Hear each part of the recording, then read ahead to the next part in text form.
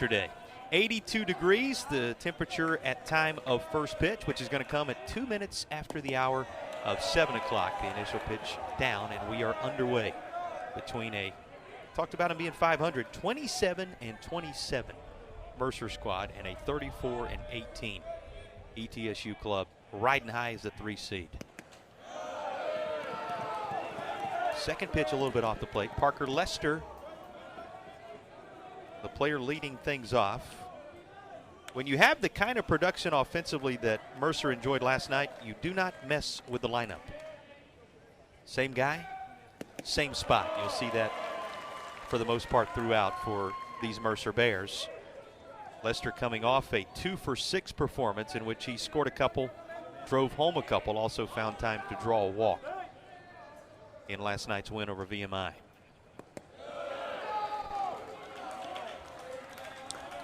Three out of the zone with just one finding it in a hitter's count for Parker Lester. Fink went 3 2/3 innings, gave up 6 hits, 4 runs. They were all earned, struck out 2, walked 2 in a no decision back in early April against Mercer. Pitched very well in his most recent game, a game that against a team we've already talked about. Miami pitched very well against the Hurricanes in Coral Gables, went 5 innings, gave up just 1 earned run, and getting that 6th win. That team that now is one of the semifinal squads in the ACC tournament up the road in Charlotte. These are two teams did not shy away from playing the premier programs in the country this year. Two teams with the pieces. The year that ETSU has had without solid defense, and the Bucks have been strong with the leather all spring. Here's Bradley Fry. He started the scoring for Mercer last night, had the 2-run home run in that opening inning for the Bears. It would be a 3-run frame. Mercer scored in each of the first 5 innings in that game against VMI. Jump started in a scenario just like this with a runner aboard and a 2-run blast. Bears scored 3 in the first, 4 in the second, 1 in the third, 4 in the fourth, and 6 in the fifth. That's how it was built to 18-3 at the time.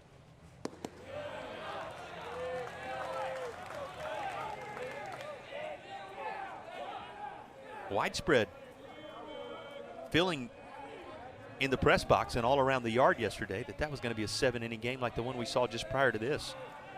VMI had other ideas, and Mercer was forced to go the distance in that contest.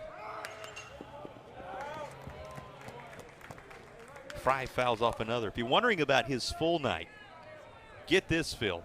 4 for 6, 4 RBIs, 4 runs scored. He too drew a walk along the way.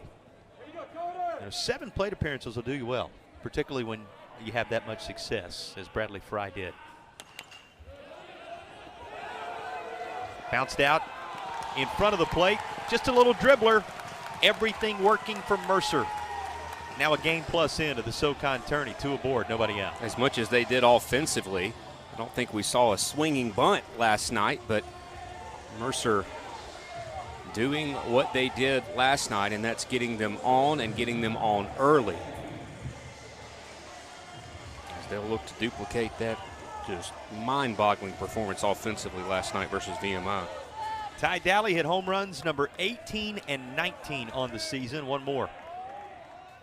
He reaches the 20 home run threshold, a rarity. Maybe less of a rarity in college baseball than recent history would indicate. There's a lot of guys driving a lot out of the yard these days, but still an impressive performance for Ty Dally. Multi-home run effort in the win yesterday. This kind of off the end of the barrel and will be tracked by Barth out there in left field for the out. Boy, Barth is quite a story. Seeing him in left, when you think back to the journey it's been to get to that point, something special for ETSU. Yeah, he had a scary collision last season in a game at VMI. He had to be taken off on a stretcher and an ambulance. He ended up missing the conference tournament. It happened so near the end of the regular season, and he's come back. He's been such a key cog.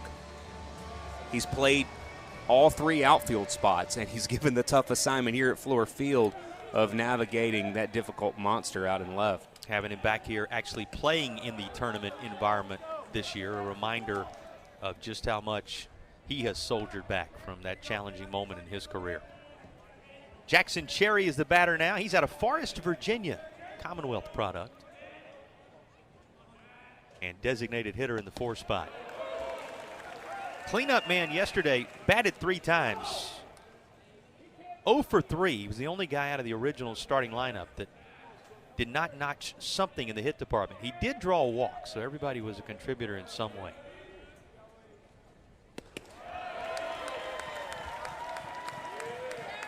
Saw Zach Thomas come in his spot, pick up a couple of hits a little later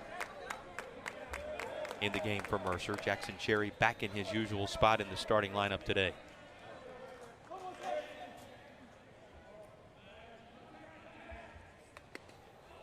That's off the knob, foul ball. 1-2. Comfortable breeze on a beautiful South Carolina evening. You can see as you kind of glance around this ballpark, everybody in shorts and short sleeves enjoying the SoCon tournament environment as we get underway between Mercer and ETSU. Just feel a very light breeze through Old Glory down the left field side, as well as through the palm tree and crescent moon, the state flag of South Carolina. Tell you one thing I noticed about Fink early on, he's not afraid to come inside against this powerful Mercer batting order. No fear in the lanky right-hander for ETSU, but I'm with you. This is Chamber of Commerce weather here in Greenville. Order it up. This may be that in the pop-up department. Left fielder coming in, shortstop going out. It is going to be King who calls everybody off and makes the play, and the bright sunshine still peeking through that portion of the field. There are 2 away. Traffic in the first inning for Mercer. Lester at second, Fry at first. The initial 2 batters reached. And Carter Fink trying to work around every bit of that. Only Noah Best standing in the way now.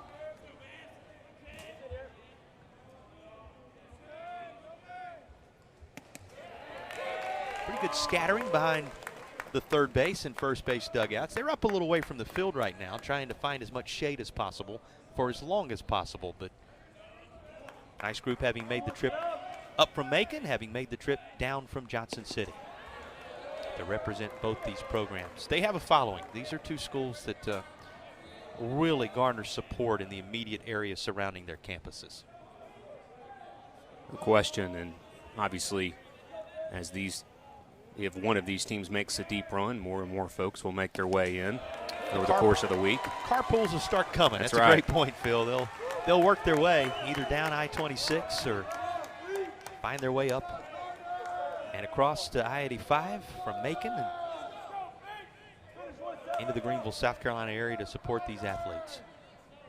1-2 to Noah Best.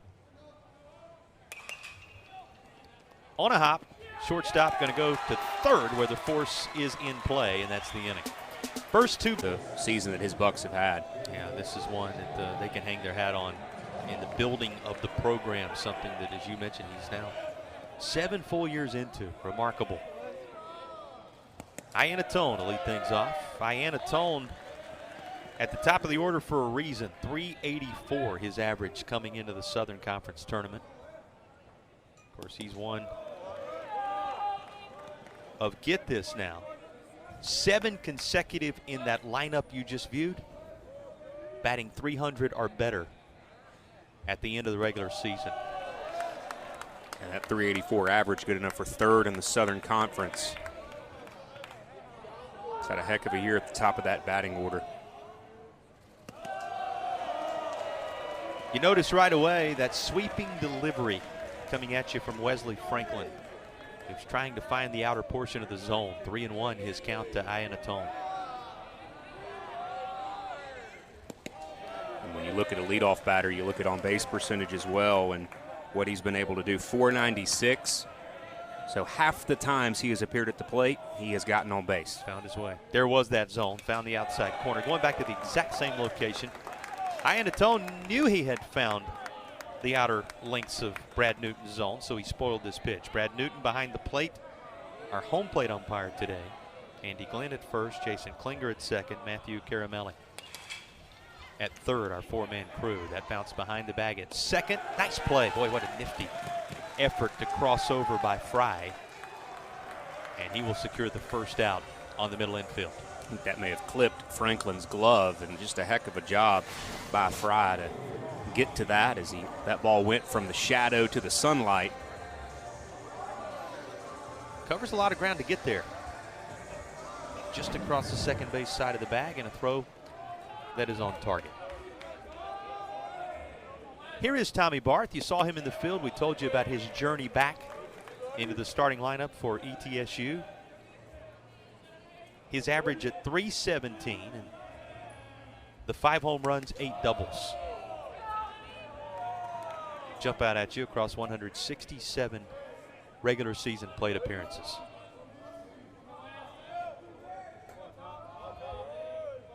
One thing you also know about Joe Panucci, he puts this roster together from all across the country. An Ohio native at the plate right now. He talked about even a Colorado guy or two, as he is, having found their way to the Tri-Cities area to be a part of this ETSU roster. He has gone out, he and his staff, and found the right pieces, and it's translated into a third seed this year. Fly ball into right, taken care of by Todaro, 2 down. That has been rewarded with the outcome and the day off yesterday. ETSU, we talked so much about Mercer's momentum, but the day of rest for ETSU, kind of sit back and wait and see what happens, also of value. Cisneros, the home run guy, they shift him into the shallow outfield grass, and this is going to be thrown away. Backed up nicely by Sanford, so Cisneros will stay put. But he sent that into the outfield and will become a 2-out base runner. Now, if you were with us in the first game, you know 2 quick outs in the opening inning can mean very little. Wofford 2 out quickly on a couple of fly balls, but then scored 8 runs in the opening frame to set the tone for what would be a 7-inning run rule victory and a mild upset of Western Carolina in the 5-4 game. Let's see if ETSU can parlay this base runner into something further that will be, as you would expect, rolled a single to the right side. And you know ETSU was watching last night's game, and they saw plenty of 2-out runs from Mercer and VMI. Try to get a couple themselves.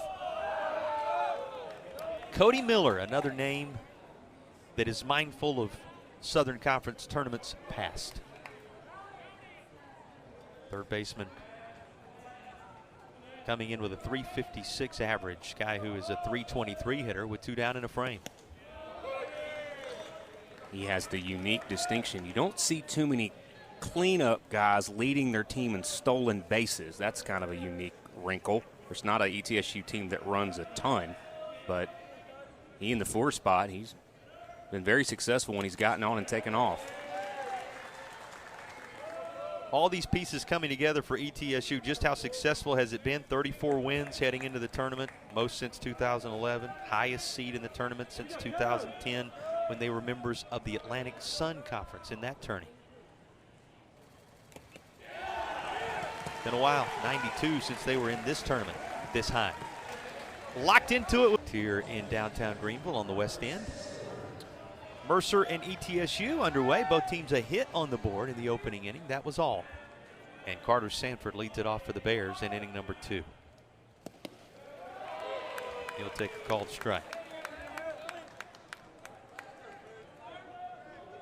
Sanford 2 for 4. Had an RBI and a couple of runs scored, and you know what his premier moment was? 3-bagger for the Mercer catcher in yesterday's contest. He will be retired on the right side this time around. There is 1 gone in inning number 2. What are you watching closely in this matchup, Phil, for kind of the early stronghold between these two teams?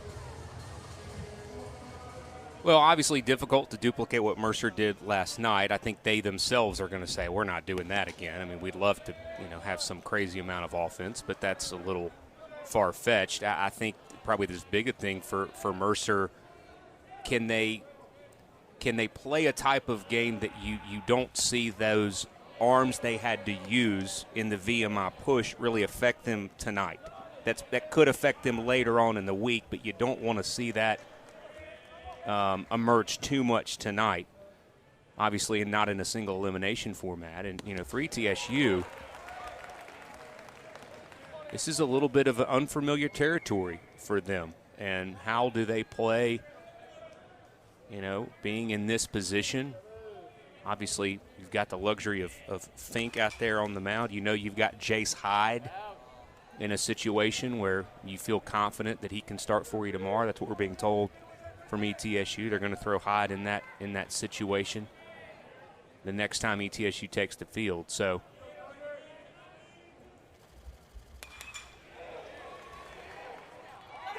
liner into right, and that's going to be handled out there for the second out of the inning. A couple of quick ones, and settling in is Carter Fink. But to put a bow on that for a moment for ETSU, how well do they handle the moment? Having the day off yesterday,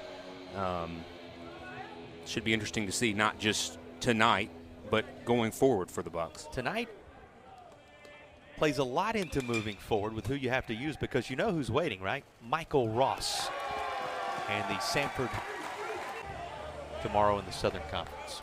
Well, you've made this point a couple of times already this week, Jason, and it's a good one. This has been a tournament that Wofford has been right there, but, you know, it's been UNCG, Sanford, Mercer, yes, Western, but that was a while back ago, so it's really kind of been that trio. Could ETSU insert themselves into that conversation?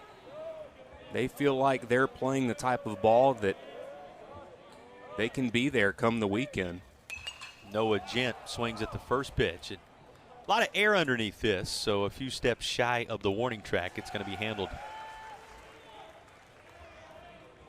out there for the Mercer Bears in left.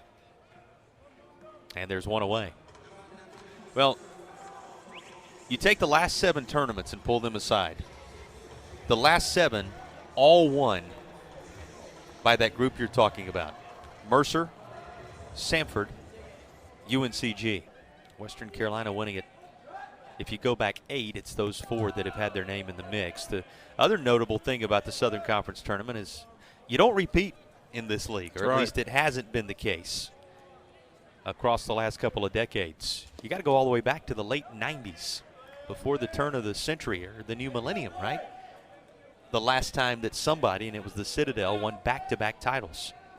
So you want to know about how strong this league is, how much parity there has been in this league, how many different teams have made their mark, and, you know, one team kind of surges ahead, another comes charging back. Yes, it's been that trio of late, but nobody's been able to do what Tony David and company will be trying to do this year, which is claim a second consecutive Southern Conference title in a while. 3-1 hitters count to Blake Jacklin. He will lay off and draw a 1-out walk. You have to earn a free pass against Wes Franklin. It's just his 14th base on balls. And he had 42 innings coming into this one. So it's a good eye there to draw the 1-out walk.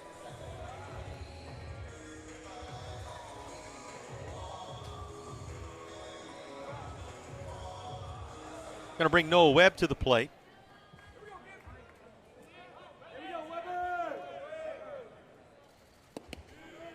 He'll look at a first pitch strike. Webb, a .310 hitter. He's the last in this ETSU lineup that we mentioned, the 7 that lead this order.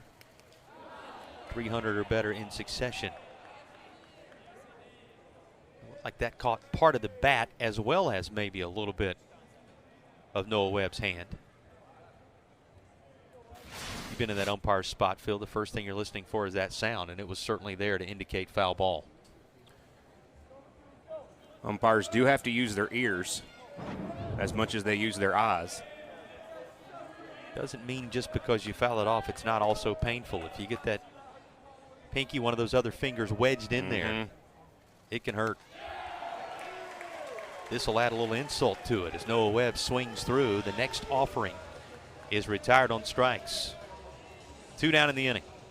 I just mentioned that about walks for Franklin. He hasn't been necessarily a guy who's garnered a lot of strikeouts And just 19 coming into this one, so he's been pitching to contact and follows up a rare walk with a somewhat of a rare strikeout.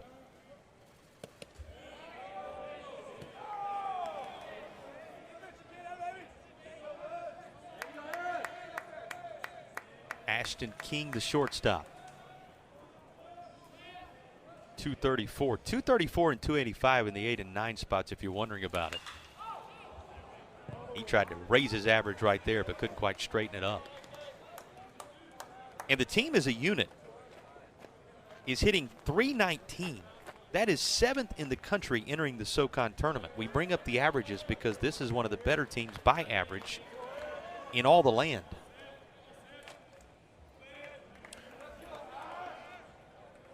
Well, they point out about these hitters, their patience at the plate too, Phil.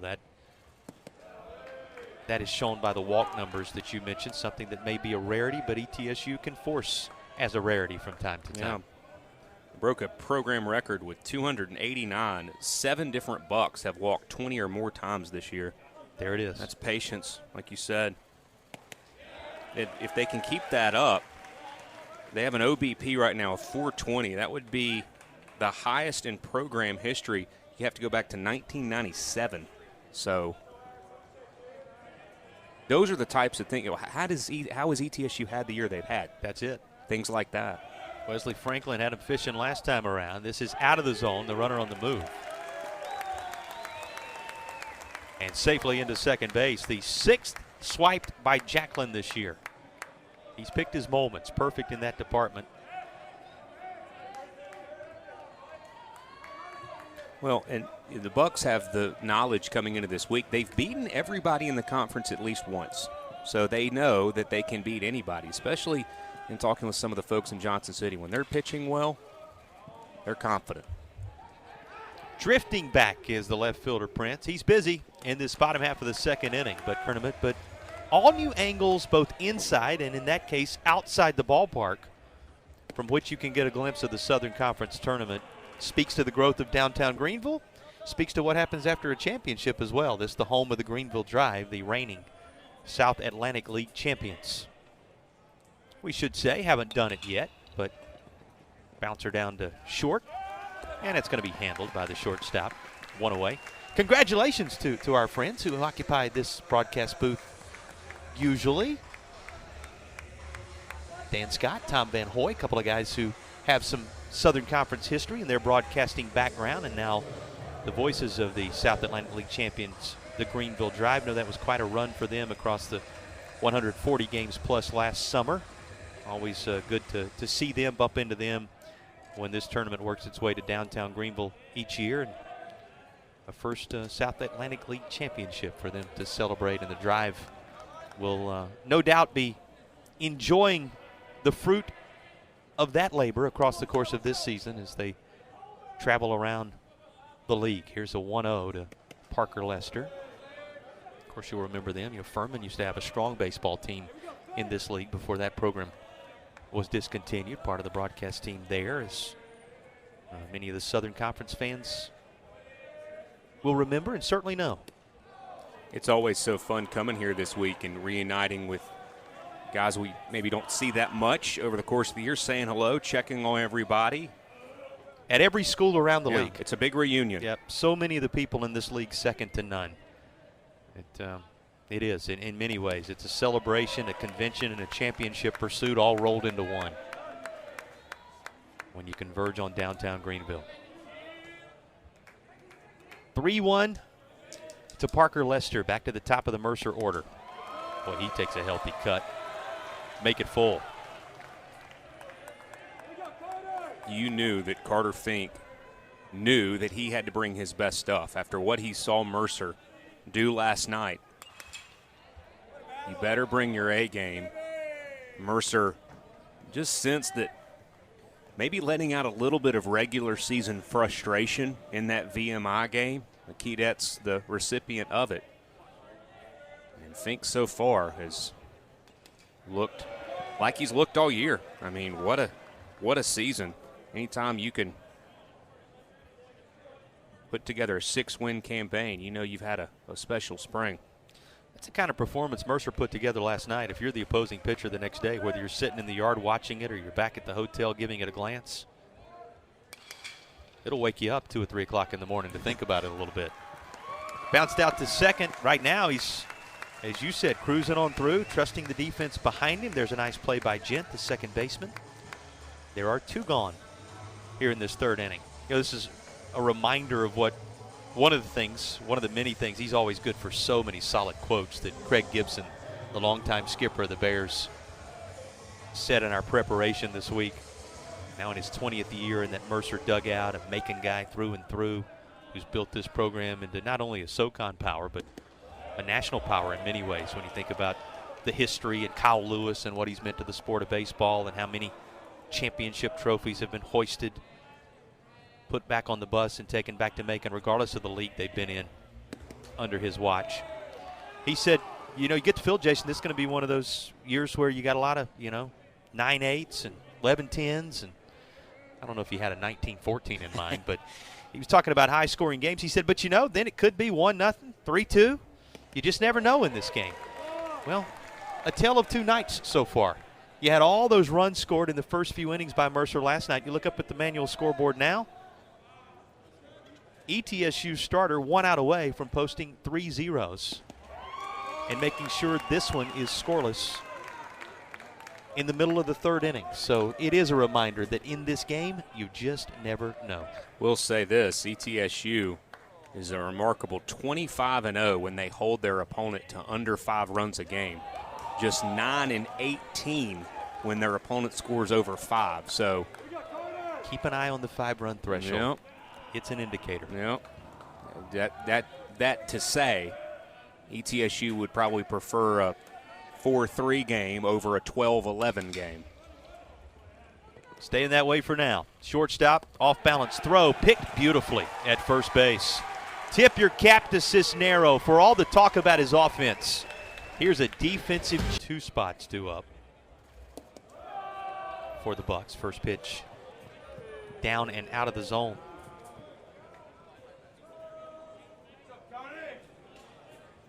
Jamie Paul Meese, Connecticut native.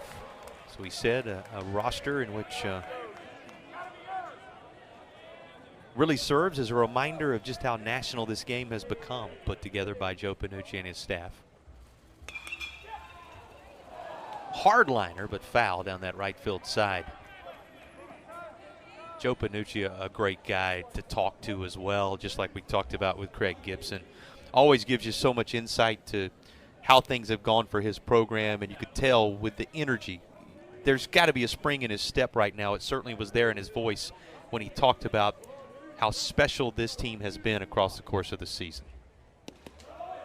Well, and like we said, it's hard to believe it's been 7 years that he's been slowly but steadily been building his program the way that he wants it. And, sometimes, Jason, and you have the right recipe, but you're still trying to get all the ingredients. And he's had his good recipe for quite a while. Now he's got the ingredients that he wants, and he's been able to culminate that into, as we said, the best regular season for ETSU in 40 years. And his team's discipline at the plate, their willingness to get on base, their sharp work with the glove, and just who he is. How many times do we sit here and say it? The personality of a coach, of a coaching staff, so often shines through in the players that you have on your team, that you recruit. And he's always one of the ones that we look forward to hearing from this time of year. He's very unique, that's for sure, in his style and approach, and it has worked well for ETSU this season. 9-hole hitter rolls it over to the top of the order, doubling the hit total. That's the second of the game for ETSU. It comes to lead off the 3rd. Well, anybody who's been around head coach Joe Panucci going to understand this. Ask him, Coach, what's it come down to? What do you think it needs to happen? What areas of growth and emphasis are there for your team going into the tournament that determines how it goes? Puts the wheels in motion here, and the runner's going to swipe the bag. 15th steal for Paul Meese. Just like that, a runner in scoring position for ETSU. A swipe bag of a timely nature here in the 3rd. You're going to love his answer, Phil. He said, let's take one more look at this stolen base. We'll get back to that. Here he is. Look at the jump he gets. ETSU team that doesn't run a lot, but Paul Meese is a guy that will take off, and a great job on the great jump. This skips away. Actually, the runner's going to have to head back. This hits the batter, Iannatone, who's going to work his way to first base. Joe Panucci, when asked what it was going to come down to this week, he said, you know, I'm a rock and roll T-shirt guy. He said it really comes down to which one of those I decide to wear underneath the jersey. He said, and that's got to be determined by, you know, what uniform are we wearing? Is it something that's going to bleed through a white? Are we wearing a yellow? And that gives me some other options. We'll talk about that a little deeper as the weekend goes along. But a guy who, that ability to have some fun with it, just, you know, how loose, how much energy, how much positivity he can provide in that dugout, and with his style and with his approach, has in many ways, as you said, rubbed off in the character and the approach of this team that has played with a great deal of confidence all season and trying to take the lead against a Mercer team coming off one of their best offensive performances of the year. That's scalded by Barth, but it is right at the center fielder Brown for the first out of the inning.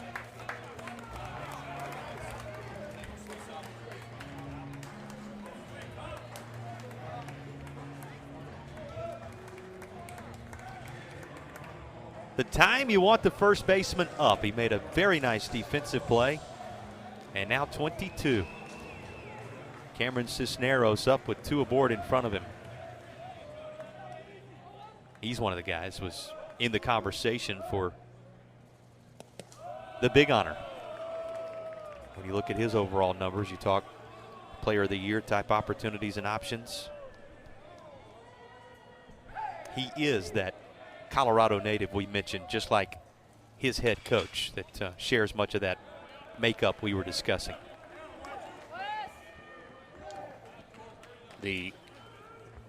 Winning the conference RBI crown this year was Cisneros. He's right up there nationally too.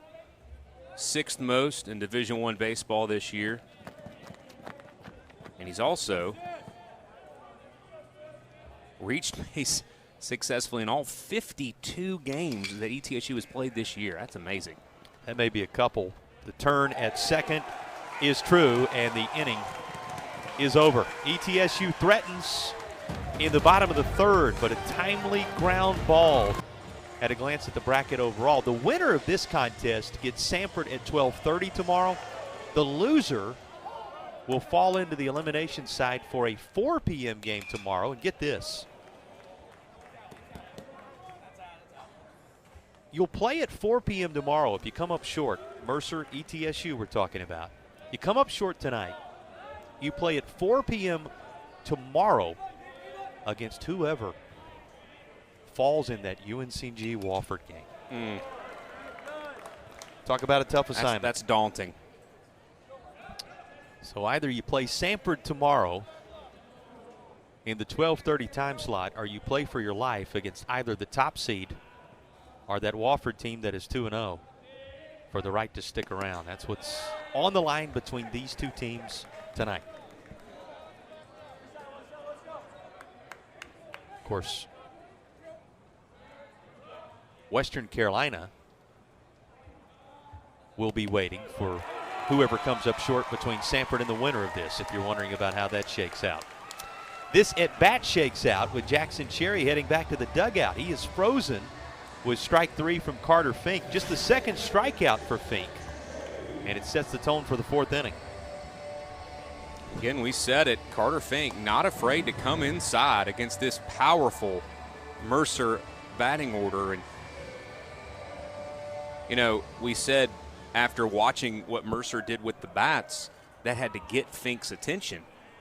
But the other part of looking at that, the other way of looking at that, Jason, is he says, there's no way they can do that again. And so just come out there and pitch, and so far so good for Carter Fink. Actually, big cut here. Jackson Cherry now at the plate as Ty Dally was retired on strikes. Scoreboard rolling a little bit ahead there is now the cleanup man for the Mercer Bears in his second at bat after popping out to the shortstop his first time, is the hitter at the plate. Either of these guys, whether you're talking Dally, whether you're talking Cherry, you freeze one of them at the plate and you secure the out, you've done something. That very effective portion of the Mercer lineup. Now, this is a Mercer team that, we talked about it last night, did not win a single conference series, but was right there and had victories for the taking in almost every Southern Conference series. As a result, they were relegated to the 7th seed, which is the most difficult path that Mercer has experienced since they joined the league around a decade ago. Embracing it so far with a win to their credit, locked into a scoreless game tonight with ETSU. Brad Newton giving Jackson Cherry just a moment. Now back to action with the 2-2. Cherry. Hardliner into right field, but on the edge of the warning track, Jacklin will have access to it for the second out of the inning. Gent was playing so deep in the shift that really allowed Jacklin to play a little bit deeper, and he was able to make that grab. If that shift isn't on and Jacklin's not playing that deep, that ball might have gotten down.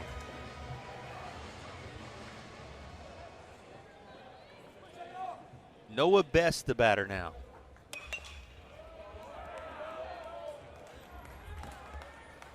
I think something we've seen in this tournament too early on, Jason, is this tournament often can bring the best out of players, can bring the best out of pitchers. You take what we've seen with Wofford from a pitching standpoint. You look at what we're seeing from Fink. And don't get me wrong, he's had a great year, but this is Mercer and what they've done, and this is the tournament. And so far, you're getting a peek into what we've seen so often, is this environment bringing the best out of these young men at times. Well, think about some of those Mercer arms that have come out of nowhere in recent tournament history. Carter Fink adds his name to the list. Best frozen to bring the top of the third inning to a close on a year down and are on even footing with third-seeded ETSU. Cody Miller struck out in the first inning. He is 0 for 1. Mercer got a really strong effort from Cosper and didn't get off completely clean from VMI in those early innings, but you were speaking with Craig Gibson before that game. They had a goal for him from an inning standpoint that was able to be met, and even though they dipped a little deeper into their pen than they would like to, they have to love the start that Franklin is off to. He's certainly providing the length right now. Cosper went 5. That was what Mercer had hoped for in last night's contest.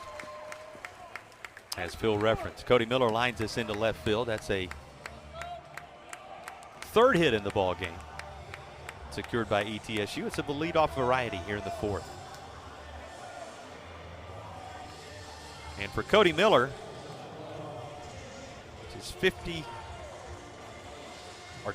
65th hit of the year, comes in at bat number 182.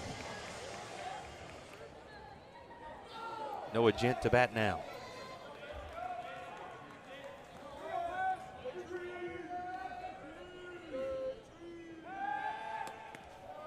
First things first, little toss over. Miller has stolen 19 bags. Has been caught just a couple of times this season.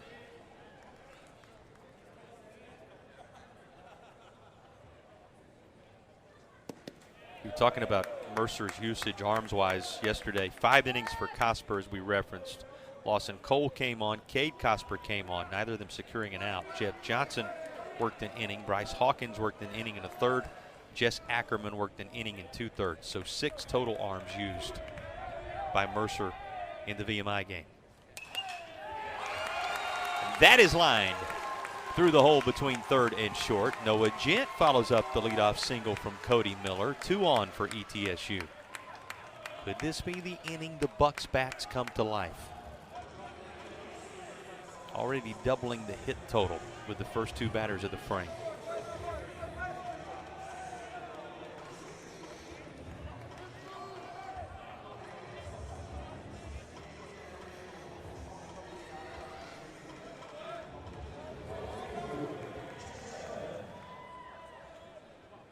Jacklin walked his last time up in the second.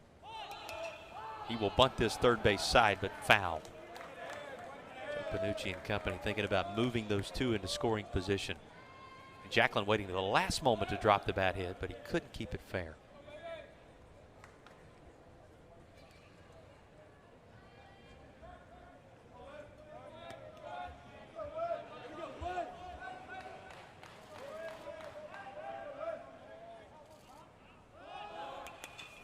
This bunted. Third base side. Taken care of by Best, but it does the job for ETSU. Look at Miller dancing off third there, just seeing if he could detract any attention. Long after the major part of the play was over. Plenty of credit to Jacklin, does his job to move the runners. He'll be greeted to a hero's welcome in that first base dugout.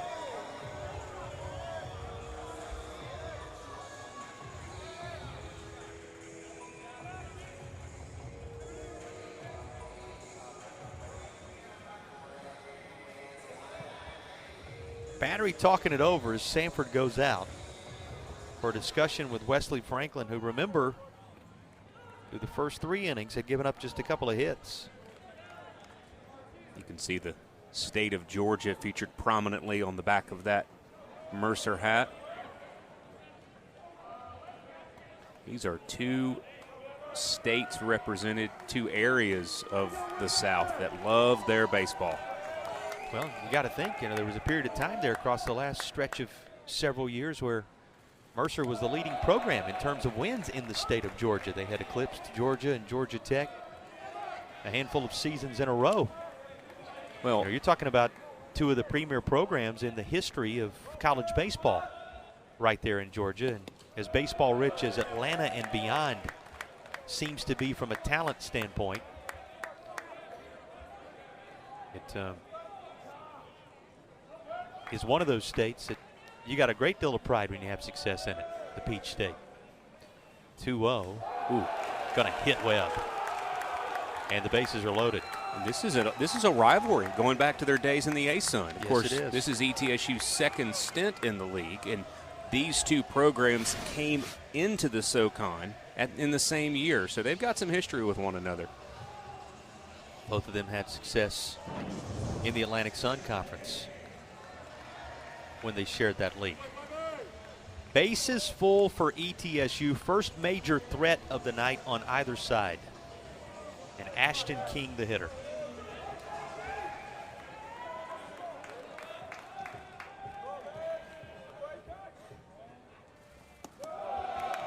ETSU squad, we talked about hitting over 300 as a unit, also hitting well over 300 this season in bases loaded scenarios. Sitting at 344 on the year in this type moment. That was off the knob of the bat. King turned around just to see, was the home plate umpire in any way convinced that that caught his batting glove instead? No buyer on that scenario. So it's 1-1. Here's another look at it for those of you watching. Would have been a run.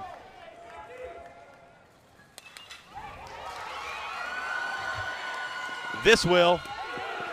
Only play to first, and how in the world the out was recorded there on a recovery by the shortstop Fry is left to anyone's imagination. Think of this. Now, they may very well review this to see if it stands, but that takes nothing away from the tremendous play.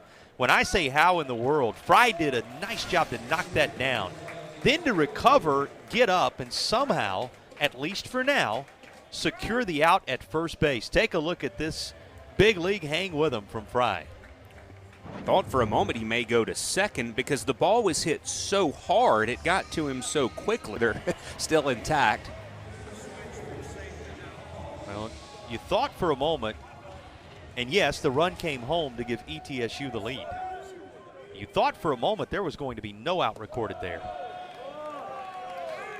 Only for those who did not understand the athletic ability of Bradley Fry. He wowed us all here in the bottom of the fourth.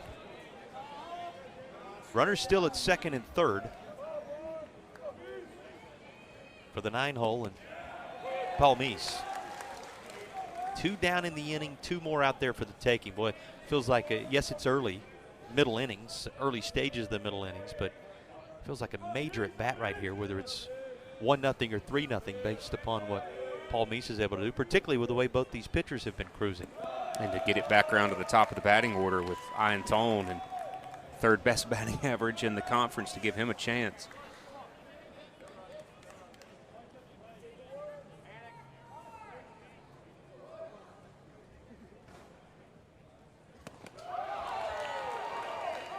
Tight there. 3 balls and a strike.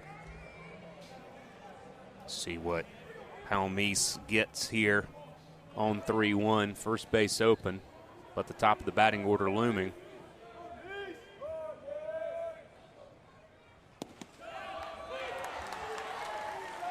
(3-1) is a called strike 2. Count perhaps fittingly full. Team that's been as good as anybody in the country in drawing walks this year. Hope they drew another one. So much riding on this at bat. That is a line to the first baseman. What an opportunity for the tall righty to get to pitch against his hometown school, the Macon native, bringing his best stuff. Baseball in the state of Georgia and a Georgia native, part of the conversation tonight, that is doing the good work for ETSU. We talked about what Coach Gibson's team has done among the headliners in the Peach State over the years. Of course, who can forget Coach Hall, Georgia Tech, what they've been in the history of the sport. Charlie Condon, many believe the best player in the sport right now. His exploits at Foley Field in Athens have been epic this season. That's a team that will be a part of the championship pursuit when all is said and done come Monday in the selection show and the road toward Omaha. Team that owns a national championship in its history.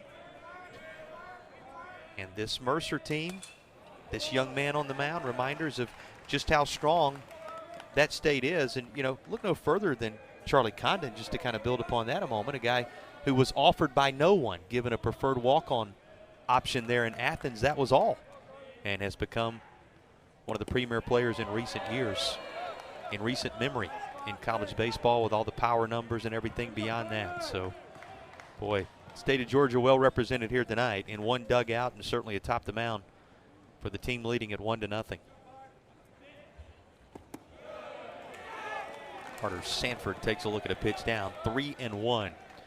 Fink has walked 1 and struck out 2, as you saw when we flashed his numbers at the start of the inning.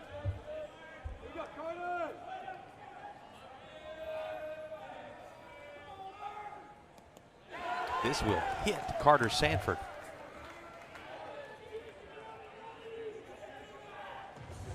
Starting the 5th inning with a base runner, the Bears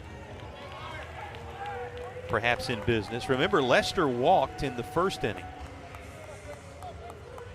That is the only time in this game that Mercer has had the leadoff runner aboard. You don't need a second to walk that off. He'll wake up in the morning and feel that. Ooh. It's earning first base the painful way.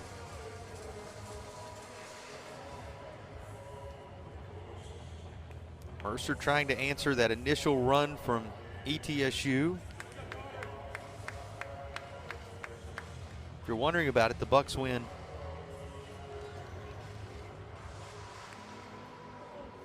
26 out of 36 times this season when they have scored first. And they've scored first roughly 70% of the time across the course of the year. A lot of water to go under the bridge when you talk about downtown Greenville and the Riverwalk and all the things down here, right between here and the end of this night. But certainly ETSU looking to Carter Fink to make that 1-0 lead from the bottom of the 4th hold. This bunted to third. They're going to say safe. Now, Cisneros is of the belief he maintained contact with the bag. That was going to get Sanford. Something that coaches, fans, players, even umpires want, and tip your cap to the crew for not taking super long over there. So important that you do not break the momentum of the game, the energy that exists in the game by having one of those really extended replay reviews. So you're right, Phil. Plenty of credit to our umpiring crew. This is the first game of the tournament with multiple reviews. They've handled them both quickly and kept play moving. This out to short, a little bit of trouble for King gathering it up. Everybody's safe. They will be on the corners for Mercer. That tying run now 90 feet away.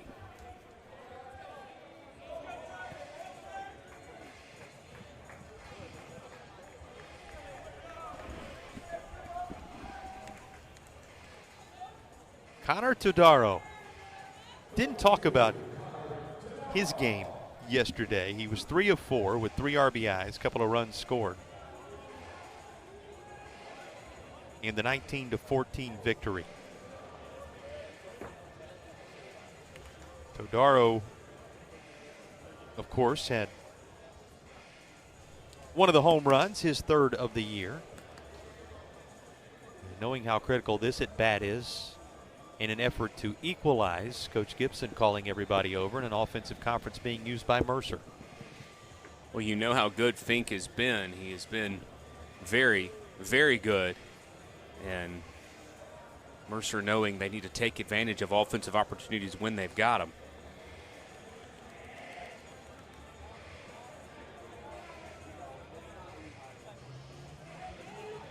Todaro, boy, he hit one that still may be going last night. Gracious.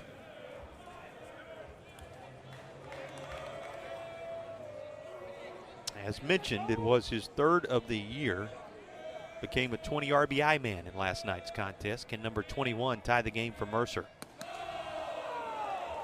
First pitch up to the right fielder.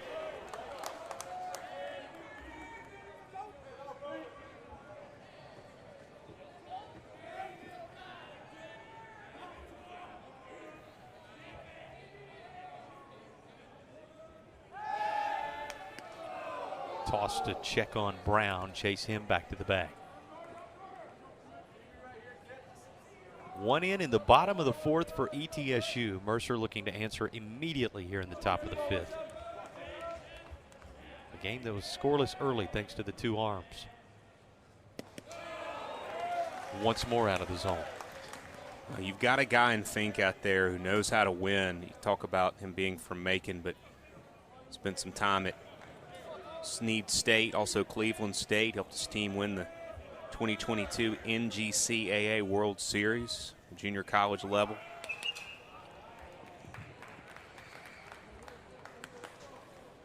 So some championship experience out there on the mound for you, for Joe Panucci.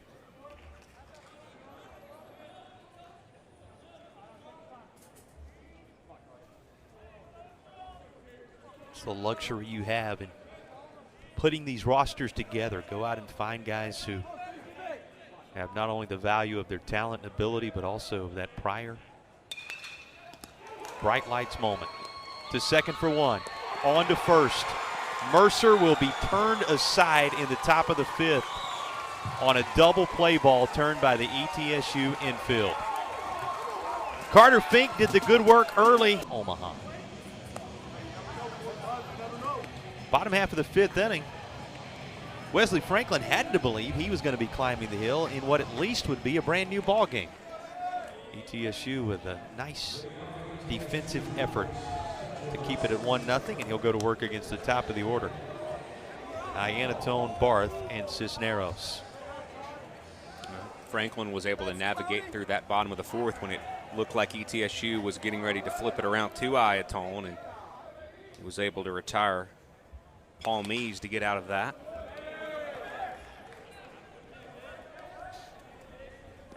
Hard to believe, these 2 teams have been in the league a decade. Just played one other time in the Southern Conference tournament, Jason. That was back in 2019 on a 95-degree day here in Greenville. That Mercer hit 4 of the 5 home runs in the game, winning 11-7. You know the ultimate outcome of that 2019 tournament. Those of you who follow the league closely will remember where that sits in the overall big picture from 2019. 1-2, going to be off the plate, 2 balls and 2 strikes.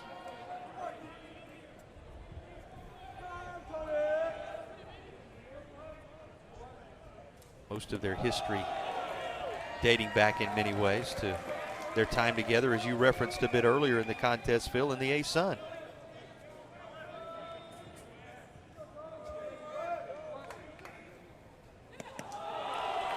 Well, and ETSU came into this league after winning the A-Sun tournament. So both of these programs entered the SoCon with a lot of not just history with each other, but with success in their league. And especially Mercer, it didn't take them any time. We were introduced to Kyle Lewis when Mercer came into the league, and everything that he did, and one of the best players we've ever seen in the SoCon. Yeah, National Player of the Year. Yeah.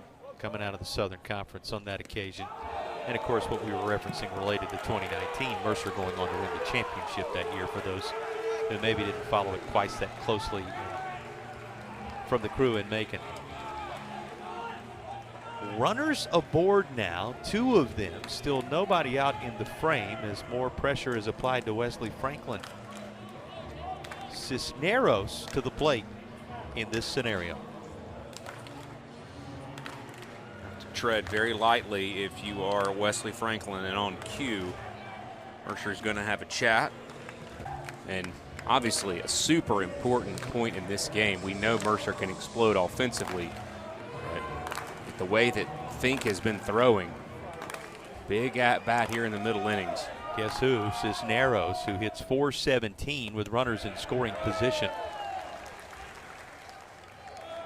Has that scenario in effect here.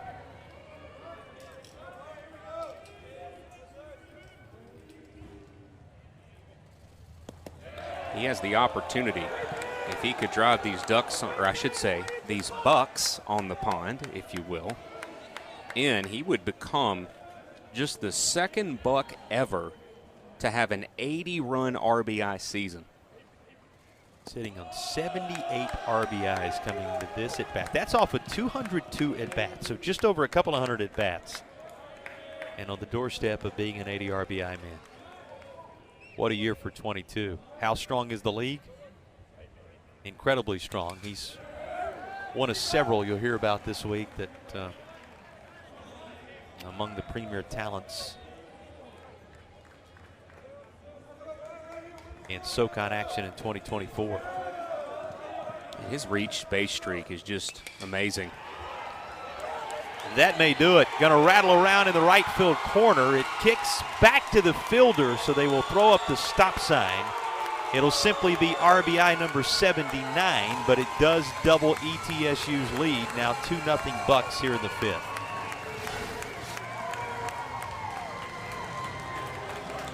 Ball was hit very hard, and it is not hit quite that hard. He might have drove in 2 runs. He just a really good job to field that out in right field by Todaro. No, fortunately for Todaro, it caromed right back to him off the wall. Nearly went over the wall. It was almost a ground rule double. Hopped up on that upper third of the wall, and now 2 more in scoring position for Cody Miller. Miller swinging to try and drive another in. Will miss to fall behind 0-1. If we're at Fenway, it is. Because you know at Fenway, it's about as short of a fence in all of Major League Baseball, right there where the bullpens are. Going for that area one more time, trying to wrap one around Pesky's pole, and it is in foul territory and nearly pulled out of the sky by Todaro. He almost made a tremendous play down there on one of those that will have both teams holding their breath a bit, Phil, as you can certainly wrap one around Pesky's pole.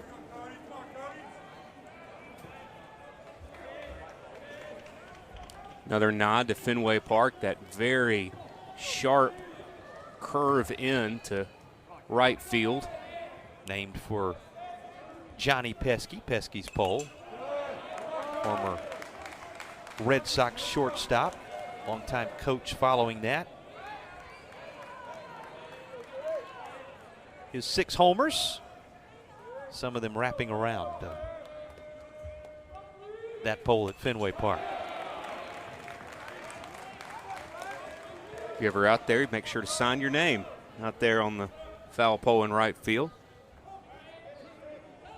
So many attributes of this park that mirror Fenway. And you can make a bid for one down that right field side, as Miller did a moment ago. He still headed that direction, but this is well foul.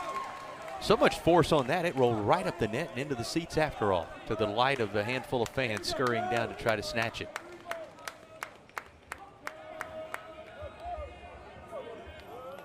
Oh-2 count on Miller, who just keeps battling. Nobody out in the inning.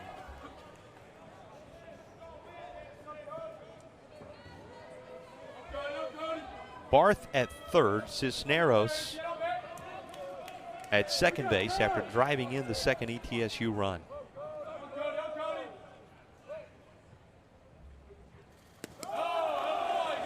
That stays just in front of Samford where he can see it, so the runners have no thought of moving. There is ball 1. Miller has to think finally after fouling off all those pitches close to the zone as he attempts to battle back in the count. Olson showing as much velo as we've seen this week. That hit 94 on that last pitch. He's got some zip on his fastball. Well, think about the change of pace you just saw. Went back to 85. Somehow, swinging out of his shoes, Miller was able to just nick it to stay alive. You got to deal with mid-90s, and then you got to deal with mid-80s. There is that 86-mile-an-hour change of pace once more. What a valiant at bat by Cody Miller. Talk about that on-base percentage, best since '97. You earn it with gritty at bats like this. Shoots one toward his first base coach. Another foul, and one thing you can say, he is certainly making sure Brian Olson's pitch count continues to rise.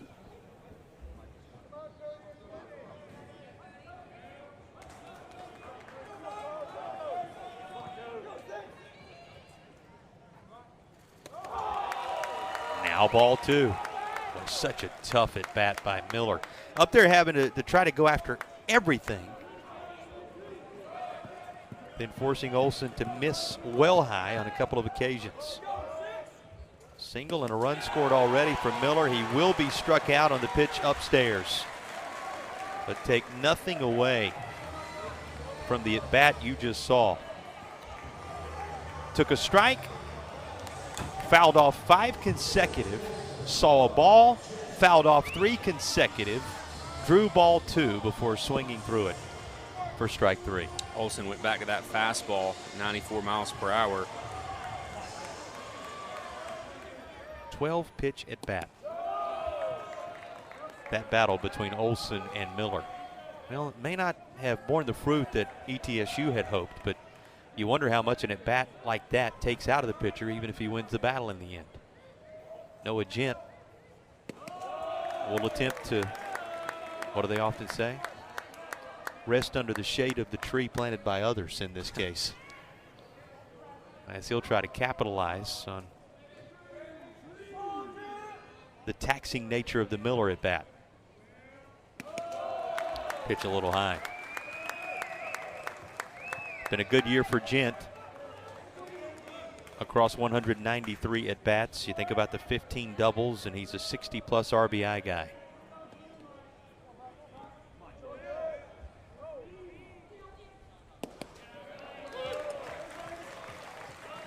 After falling behind 3-0, speaks to that conversation we were just having about the prior AB. Olson does find the zone. Still a hitter's count, 3-1. Now fighting off a 3-1 pitch. Just able to get a piece of that is all. Boy, how beneficial is that to Brian Olson? Count back to full.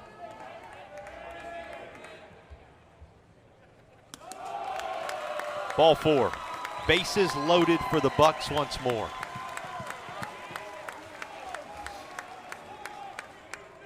This is a team, as we told you. It's well up over 300 in these scenarios, have created them often. We'll try to make use of the bases loaded opportunity here.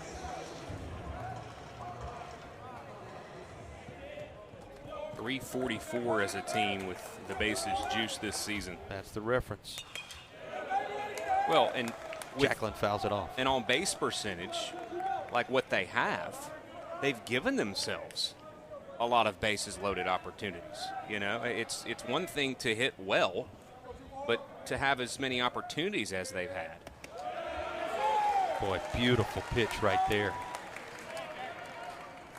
Brian Olson in the battle all the way back here. Still just the one out in the inning. Olson has some impressive stuff. He's got some movement on his pitches. He pitches with good velo. Changes speeds well. Sit here and talk about crafty left-handers a lot.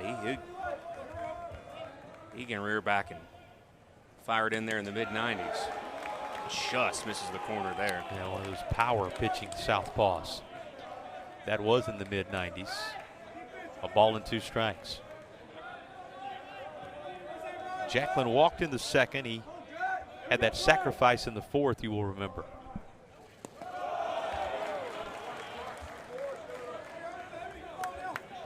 Jacklin, a guy who's just making his 20th start, Jason, but getting an opportunity here to start out in the right field.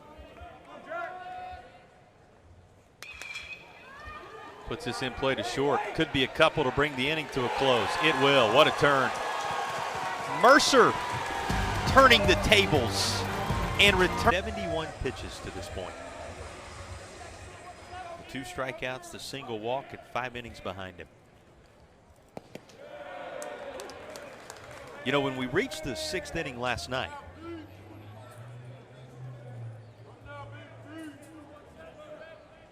Mercer had already scored 18 of its 19 runs. What a difference a day makes. What a difference one arm can make. Mercer scoreless as we work into the top of the 6th this go round.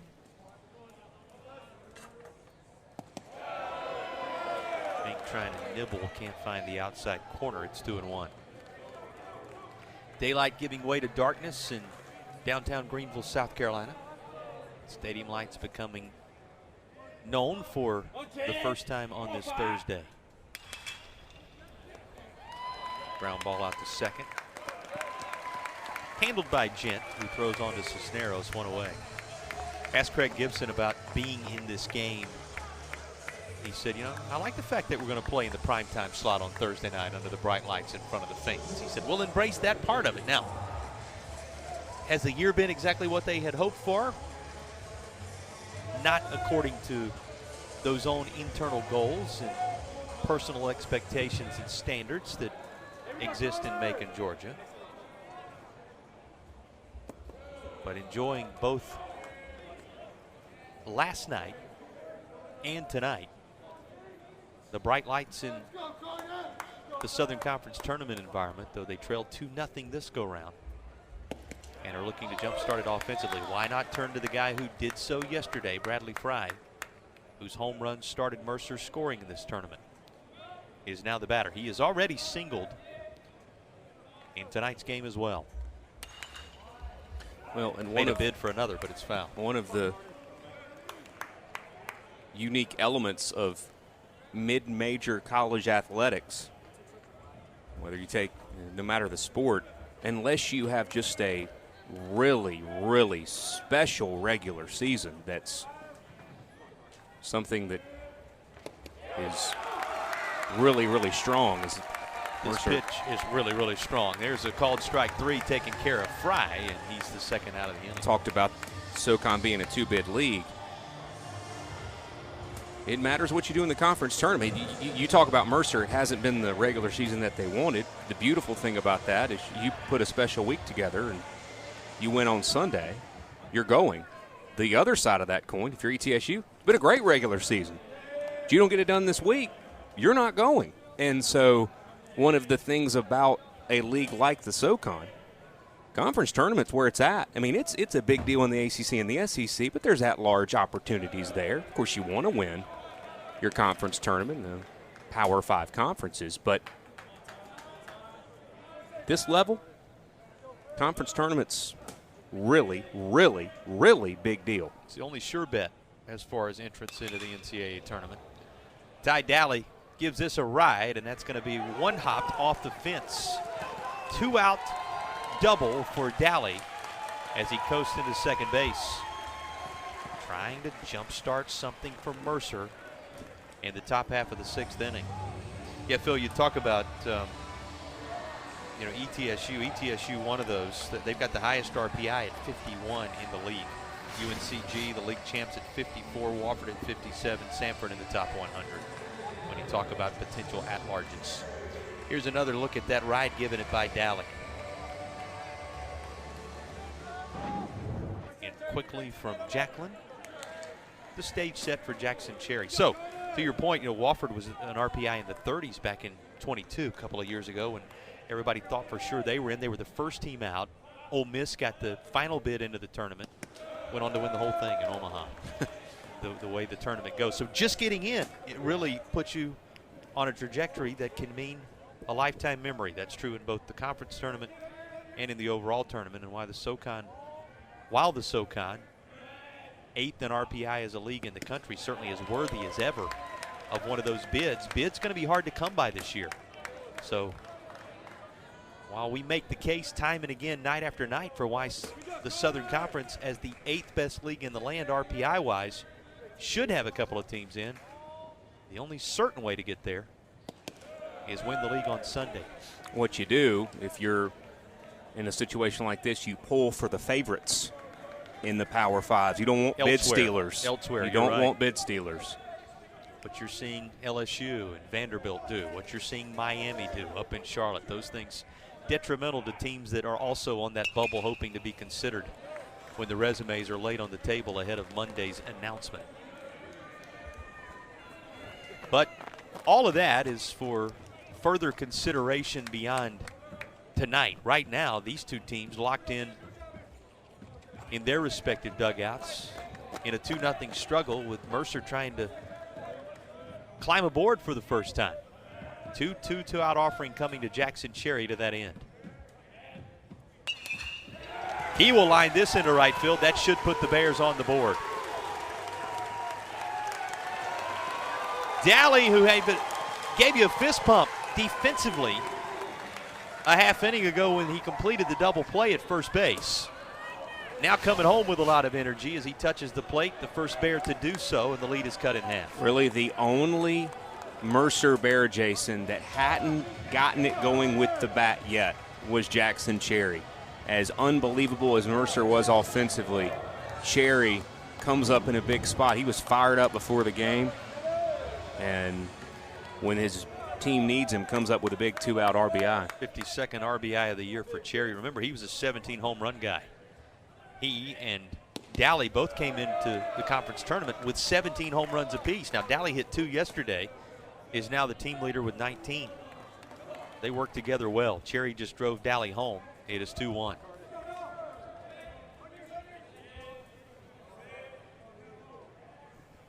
Fourth Mercer hit. As the Bears are within 1, top of the 6th.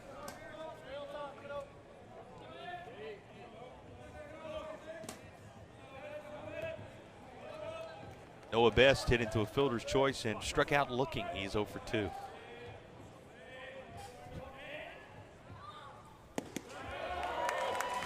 Takes one at the letters.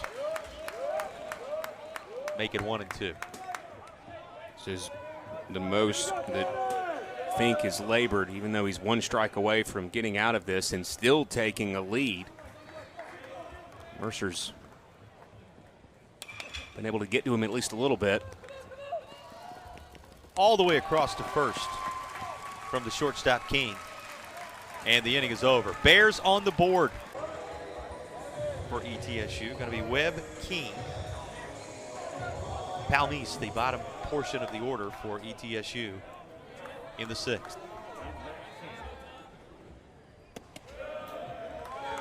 Cooling off as the sun has gone down to 76 degrees in Greenville tonight. Talk about calm, enjoyable. Describes the weather as well. Just a very light breeze from time to time through the flags down the left field side. Well, this weather for the first couple of days of this tournament, just what you would hope for. Welcome refrain after some of the challenges weather-wise that the staff had to navigate last year. SoCon staff navigating that just to get all the games in, did so on Saturday.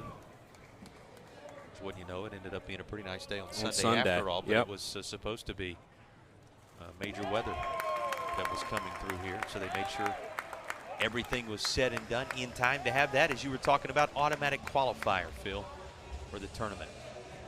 This is going to be the start ETSU had hoped for to the inning. Webb draws a free pass. Leadoff base runner again for the Bucks. Something that has happened in each of the last 3 innings now. Think on that. A single by Palmise to lead off the 3rd. A single by Miller to lead off the 4th. Count this one, obviously it makes 4 after the walk by Iannatone to begin the 5th. So string of leadoff base runners for the Bucks and a run in each of the last 2 frames that have been played. This game, as it goes along here, works into the later innings, just has the feel to it that it's going to perhaps come down to which team can create opportunities on the base paths and get them in. Team that maybe has a left on base number a little bit too high, they look back at that and think, what if? Well, an ETSU team very good with runners in scoring position this year, already 1 for 8 in that department. Something to keep an eye on. Mercer 2 for 6 with runners in scoring position in the game. The teams have combined to leave 11, 7 of those left by the Bucks thus far. Maybe the team that can break that trend. Close game like this. 1-2 coming Ashton King's direction from the left-hander. Fouls off another. Talked about Mercer playing in the evening time slot, the 7 o'clock time slot, each of their first 2 games. Well, the winner of this one, either Mercer or ETSU, plays at 12:30 tomorrow against second-seeded Sanford. So you go from the bright lights, the nighttime start, to the daytime drama at the Southern Conference tournament, whoever comes out on top in this one. Mercer decided to go with the kind of smoke gray look again with the uniforms. They pulled this one out. Do they stick with that tomorrow? Well, you knew they weren't changing anything after last night. Keep it as close as possible. This is in the air to right. Backing up on the warning track and making the play is Todaro. That'll chase Webb back to the bag with 1 away.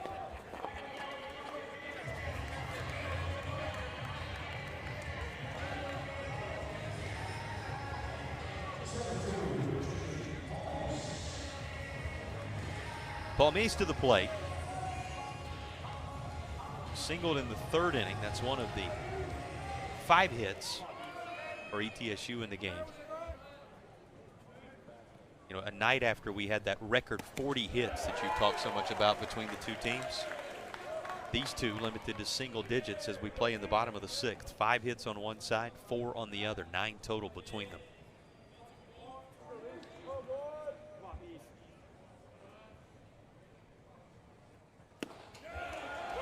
In the zone, 0-2.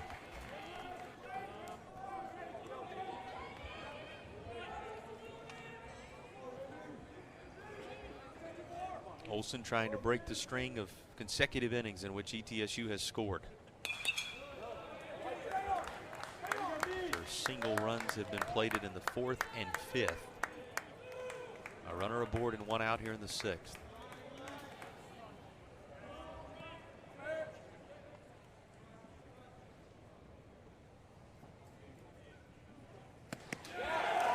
That'll help. Upstairs, 92 on the gun. And a second strikeout since he came on an inning and 2/3 ago for Bryant Olsen. Just really impressed with his stuff. His fastball, his a little bit of late movement on it. He can change speeds, throws a nice breaking ball.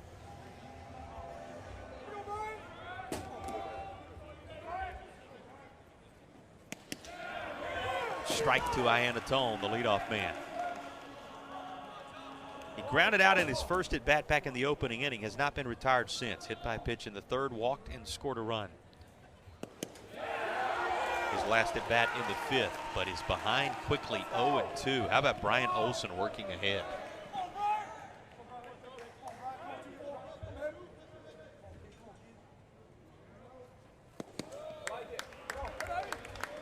Did not get Iannatone to chase it up.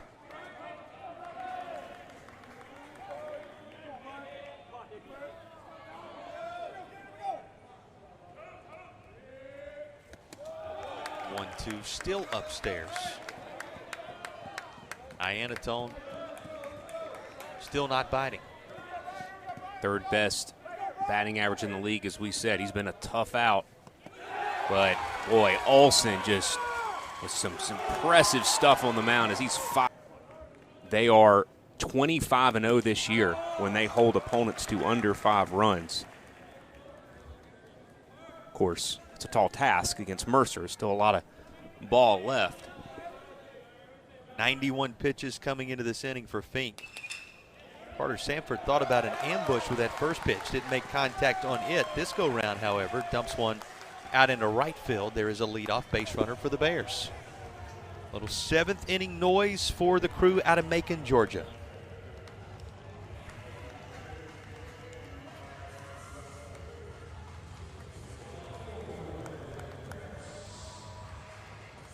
Mercer, a leadoff base runner.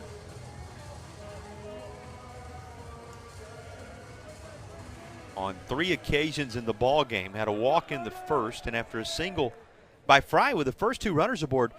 Important to go back and remember that after the first 2 reached, that's when Fink buckled down in that first frame. Got a fly out, a pop out, and a fielder's choice to end it. Here he's going to have to field it himself. Nobody home at first. Everybody safe. That to say, he will deal with 2 base runners again with no one out here in the 7th. It's perfectly executed by Mercer. Great start to the inning. It just cannot do it much better than that. Kind of deadened it right in front of home plate, and not anything Fink could do. Not by the time the fielder arrived at first. Table set for Eli Brown. Ahead of his at bat,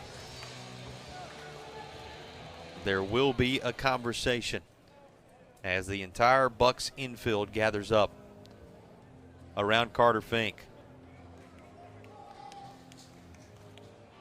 This taking a highlighter and placing it on the moment.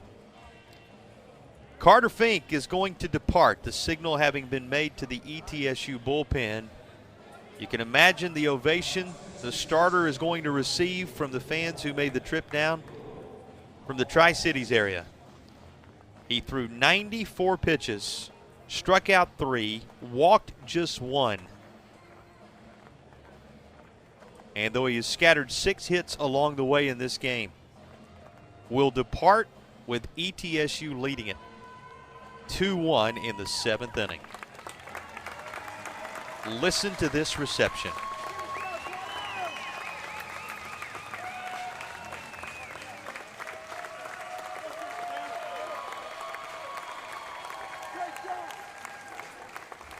And Stopper of the Year watch list last month. His He's been a closer, fireman, innings guy. He's done it all. Down to third. Only play is going to be bare hand and nothing happening. They are loaded as Mercer does execute the small ball here in the 7th effectively. Bases full, nobody out. And Mercer got the train rolling last night with power. They're getting it started in the 7th with small ball. Just cannot do it any better than Mercer's done it here in the 7th inning. Here's Todaro. Kovac's first pitch is up. Todaro out of the 9 spot, 0 for 2 thus far. A couple of ground outs, one of them into a double play. Sends this by a diving third baseman, and that's going to ride the rail all the way to the left field corner. Mercer will not only equalize, the Bears will take the lead as they are cleared by Todaro in the 7th. A stand-up double. RBIs 21, 22, and 23 on the year as Mercer leads for the first time tonight.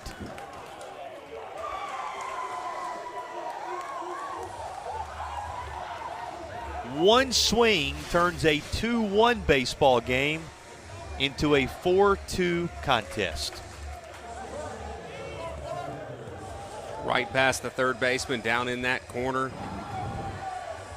Like we said, when Mercer gets that train rolling down the track offensively, they can be really difficult to slow down. Still nobody out here in the inning. Well, and you think about how much time ETSU will now have to recover as Mercer suddenly carries the lead into the later frames after such a valiant effort from Carter Fink in this game. Now remember, Fink was responsible for the 2 runs that were aboard at first and second when he departed. How the fortunes changed for the Macon native here in the 7th frame. Went from cruising toward a decision that would have made him 7-1 on the year to now staring down the barrel of just a 2nd loss this season. This is fouled off third base side. It can change in the blink of an eye, this game of baseball.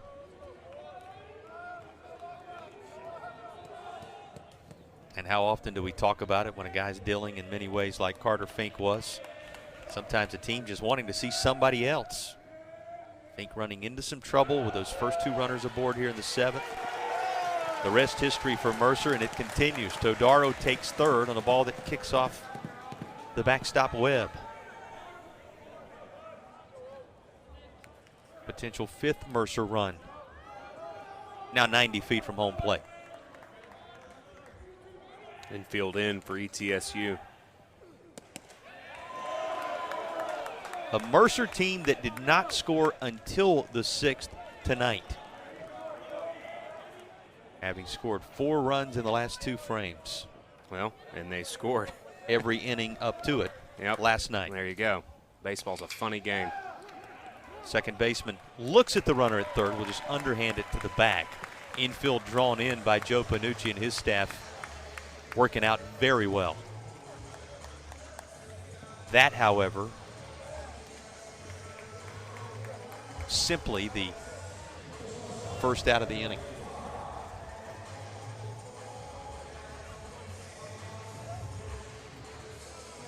And not only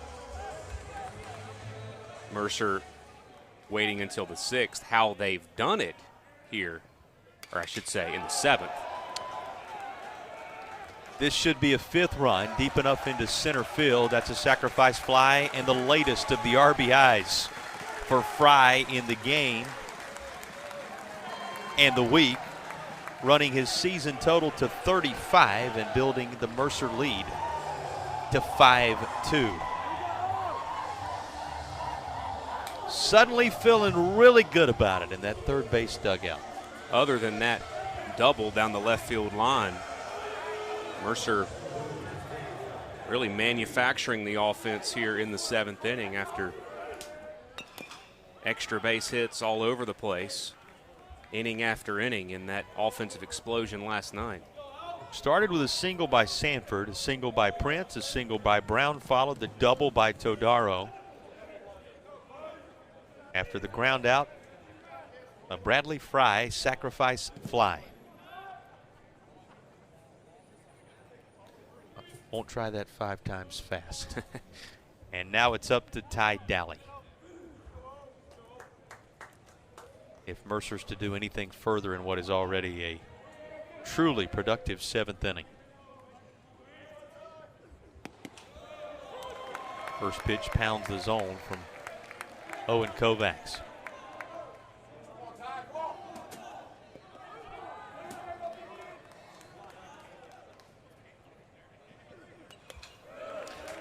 Can Brian Olson for Mercer as we have 2 outs here in the top of the 7th. Can he, if he goes back out there for Craig Gibson, can he continue to be effective?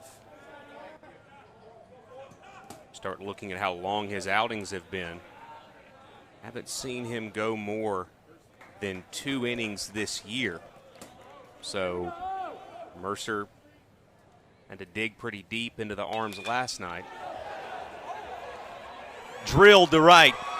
Off the wall for Dally. He's going to coast into second base. Actually a head first slide as the relay comes in quickly.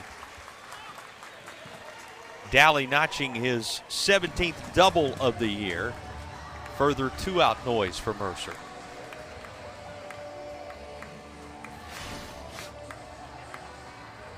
Saves an at-bat for Jackson Cherry, who had an RBI single his last time up. Didn't miss by much from getting out of here.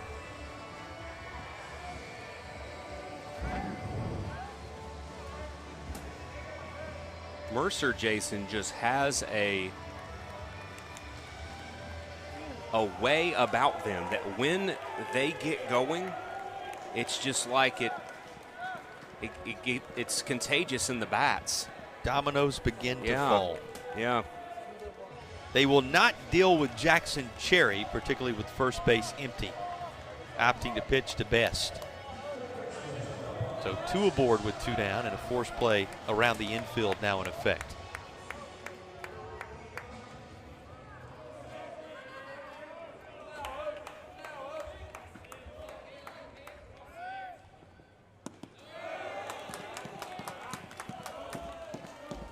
Three of the 4 teams to play in the early portion of the day and get rest the rest of Friday already set. UNCG and Wofford in the 9 a.m. contest. Sanford awaiting the winner of this just past the noon hour. 12:30 the official start time for what would be Game 6 of the Southern Conference Tournament. If you play later in the day tomorrow, you're fighting for your Southern Conference Tournament life. This one far from settled, and Mercer now out front 5-2.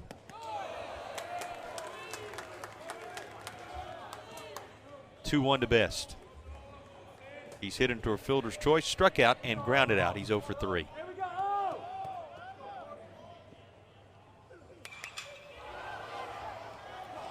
Gives this a charge.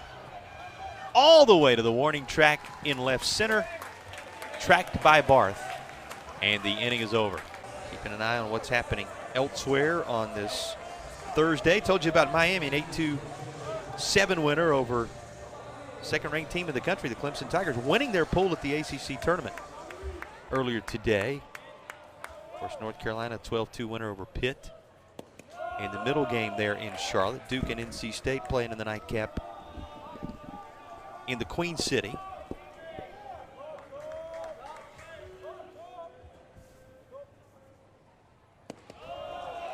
And Hoover, 9-6, the Kentucky victory over Arkansas earlier today. Tennessee, a 7-4 winner over the Aggies of Texas A&M. And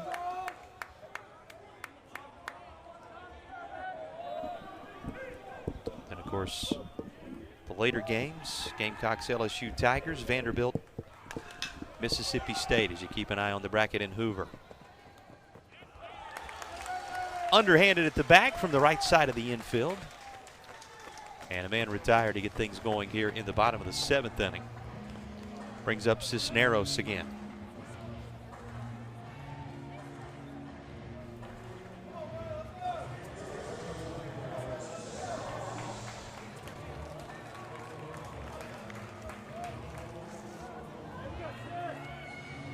Cisneros tonight, a single in the 1st inning, a double and a run driven home in the 5th. He hit it to a double play in the 3rd, sandwiched in between that. And he drives this high and deep to right. Will send it over the fence just below the scoreboard for his 22nd home run of the year. Cisneros has done it again. And ETSU does have an answer in the bottom of the 7th inning. And with that, with already picking up an earlier RBI, joins that 80 RBI conversation as well. The 80th comes with an exclamation point, Phil, as he drives it out of the yard. What a year for Cisneros. Cuts it to 5-3. Miller will then ground out right side, 2 down.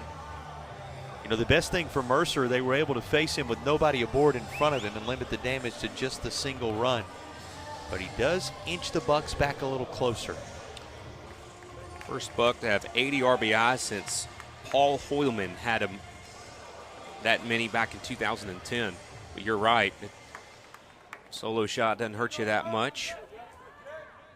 Very helpful to ETSU's cause. Couple of cracks left at it in this game, even after this 7th frame.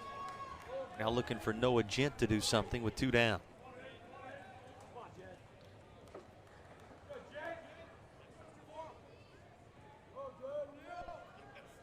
Couple of games completed today in the Big South tournament. High Point, North Carolina. Charleston Southern 5, top-seeded Presbyterian 4, so a 4 over a 1. A regular season champion PC from just down the road here in South Carolina, upended. Then another team from not far away, USC Upstate, dropping a decision to High Point, 10-8 the final there, in a battle of the 2 and 3 seeds in that tournament. So Presbyterian and Upstate play key game tomorrow, and then everything transpiring beyond that. Look at what's going on elsewhere in the region, keeping you up to speed on everything, all 3 outs for the Bucks. Taking his warm-up tosses before he deals with Sanford, Prince, Brown, as we welcome you back to the 2024 Southern Conference Baseball Championship presented by Holston Gases. Of course, big thank you to all of our sponsors. Ingles, Coca-Cola, Powerade as well. Presenting sponsors allowing you to see live coverage all the way through on the ESPN family of networks of the 2024 edition of the crowning of a SoCon title winner. That'll come on Sunday. First game scheduled for noon.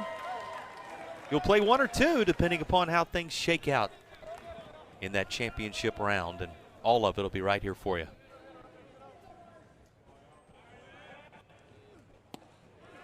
The rest of the way. Here's Sanford taking a look at a couple of pitches in the zone. Singled in the 7th and scored a run after being hit by a pitch in the 5th.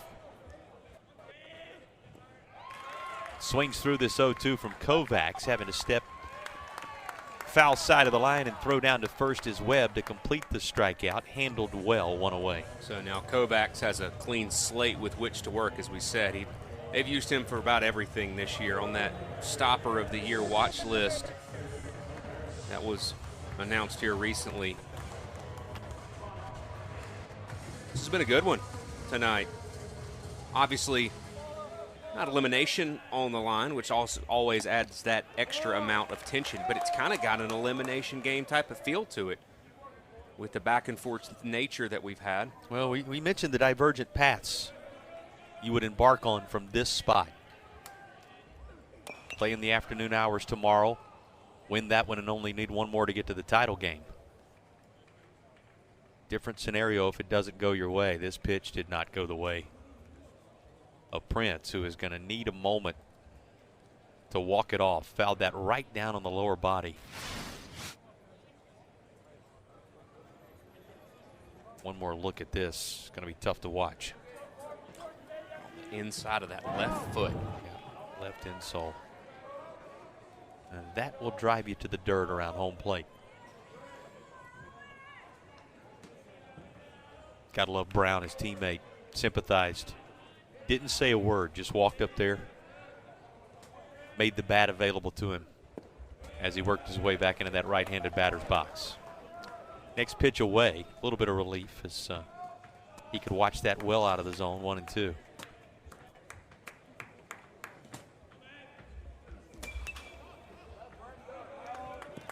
Boy, he fouled that well out of the yard. That's atop the roof, third base side.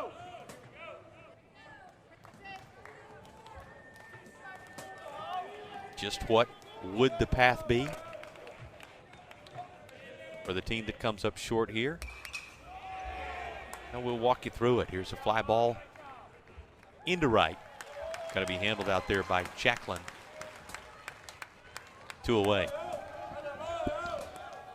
You fall onto the elimination side of the bracket with a loss in this contest. You find yourself playing in that 4 o'clock time slot tomorrow. Would need to win that one. 1 in the afternoon on Saturday, 1 in the evening hours on Saturday, 1 at noon on Sunday, just to have a shot to play in a winner-take-all game for the title. Not impossible, but the red carpet, let's suffice it to say, is not rolled out as beautifully as it would be if you keep on winning. Nature of the double elimination challenge.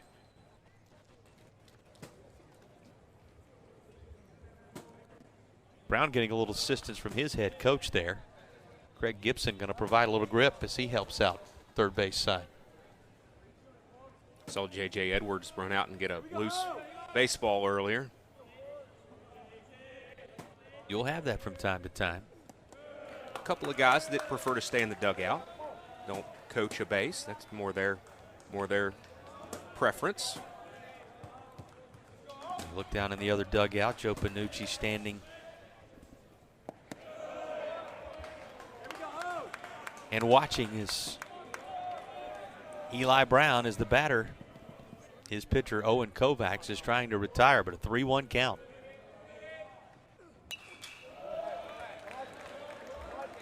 Fouled back.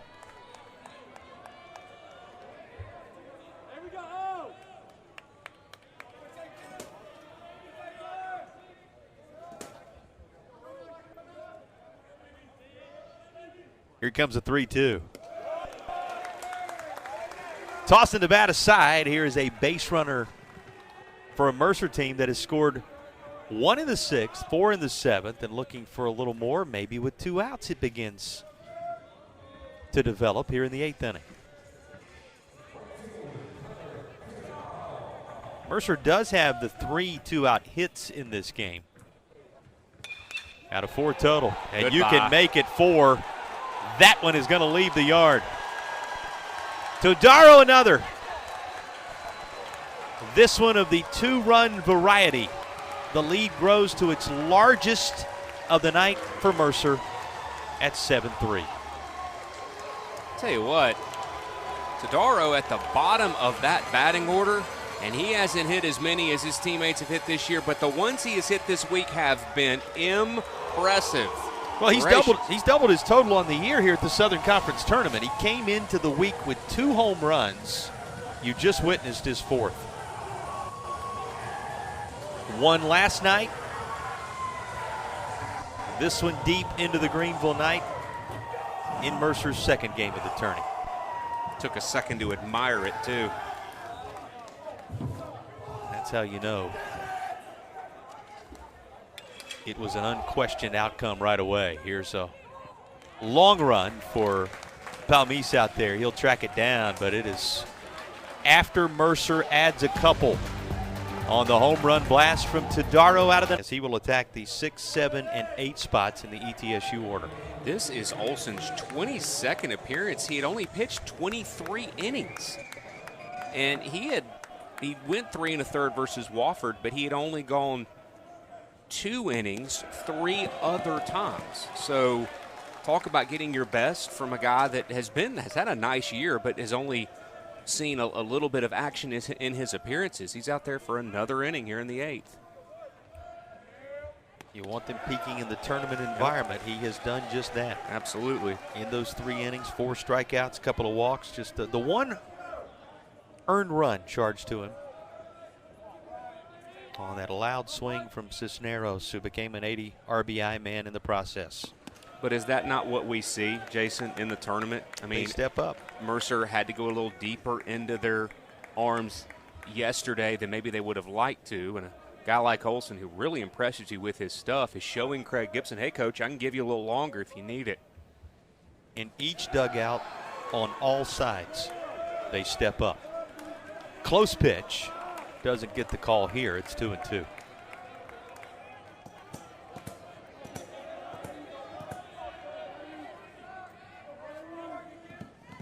Jacklin has walked, he has a sacrifice, and he's hit into a double play.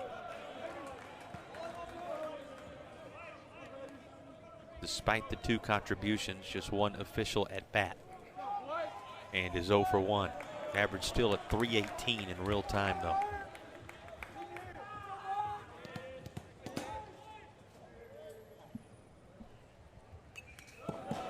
Quick foul back. Stays 2-2. Can ETSU do what they've done all year, Jason, that solid on-base percentage where they have fought at the plate, where they have figured out a way to get on? Need to do that here with things getting late. 6 outs with which to work, down to 4 runs on the scoreboard. Been out hit by Mercer 10-6 now. Another thing you notice about this game, played cleanly defensively. Mentioned more than once double play balls. They've occurred on both sides. No errors on the board either way. As I knock on wood. 100%. This is going to come in, hit the batter. There is one of those base runners you were referencing, Phil. This one going to come in painful fashion, but Jacklin aboard nonetheless.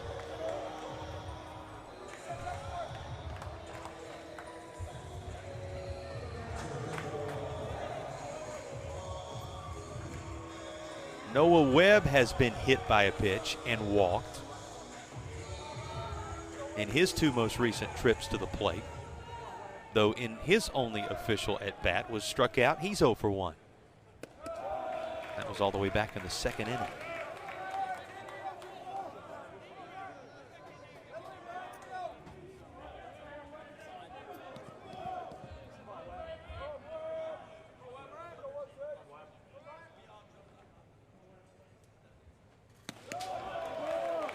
Delivery high from Brian Olson. Going to grab the attention of that Mercer coaching staff, and a quick trot out to the mound to talk it over. Battery mate Sanford out there as well. Remember, Olson this year, he's had shorter outings, so this is a little bit more than he has been used to. Not to say he's not capable, but 16th in his freshman year last year. That's how he kind of burst onto the scene from a starting standpoint. Went 2-0, picked up wins against Florida A&M and Bellarmine in the months of February and March a year ago, before putting together those numbers you just saw ahead of his first pitch to King. 7-3, 2 aboard with Jacklin at second, Webb at first. TSU needing 1 more base runner to get the tying run to the plate in this 8th frame. Still nobody out. But quickly ahead 0-2 is Jess Ackerman. Ackerman, who played summer ball before his time at Mercer with the Georgia Bombers. North Forsyth High School product. Delivers again. This pounded down at the plate, and that's foul. Going to be off the lower body of King. King tonight has flown out twice And he had an RBI ground out sandwiched in between those two flyouts. That was in the 4th inning. Playing in his 205th career game as a Buck tonight. Just remarkable. Boy, to stay healthy that much is an accomplishment. Center field. Brown ranges to his left. There will be no movement. That's a big out. First one of the frame. And now Palmese at the bottom of the order. He singled in the 3rd. He's got one of the 6 hits for ETSU tonight. Has since lined out and struck out. Lined out to Dally over at first base in the 4th, struck out in the 6th. Falls behind 0-1 here.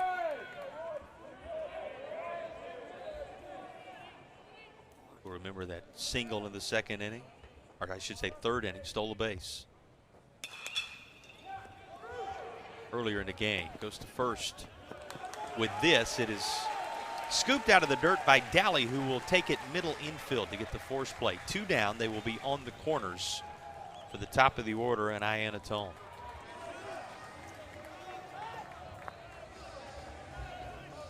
ETSU would not like at all not getting anything out of this inning and having to wait to the 9th. Not that 4 runs in the 9th isn't doable, but they won't have to worry about that. Won't have to worry about 4. This is lined into left field. Coming home to touch the plate, Jacqueline. The delivery from Iana Tone. 41 driven home this season from the leadoff man. He makes it a 7-4 game in the bottom of the 8th. ETSU still swinging in the 8th frame.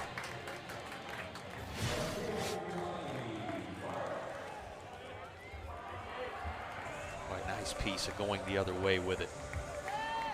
Finding all kind of open spaces in left field. Saving Tommy Barth in AB. Just like that, Barth up there representing the tying run for the Bucks. Iatone's hitting. You see why he's a 384 hitter with that piece of 2-out work with the bat. Well, the 2-out hit had been hard to come by for ETSU, as well as the runner in scoring position. They were 1 of 10, now 2 of 11 with runners in scoring position, now 2 of 7 with 2 down in an inning. So maybe that's beginning to come along for the Bucks when it matters most in the latter frames. 3-0 count to Barth. If he is lost here, you know who's on deck. Looming large, Cisneros, the slugger. There's a strike. Cisneros, the 20-plus home run man. Hoping for a chance to contribute in the 8th. Boy, you think about the difference of him hitting now versus in the 9th once the final out is recorded with nobody aboard. He will come to the plate as the go-ahead run for ETSU with the bases jammed.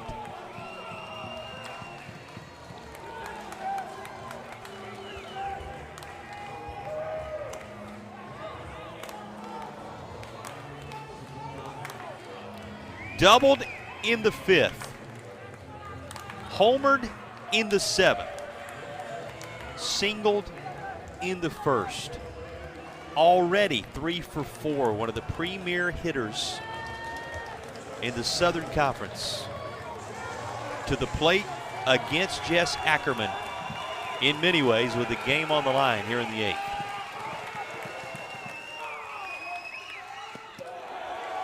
First pitch strike.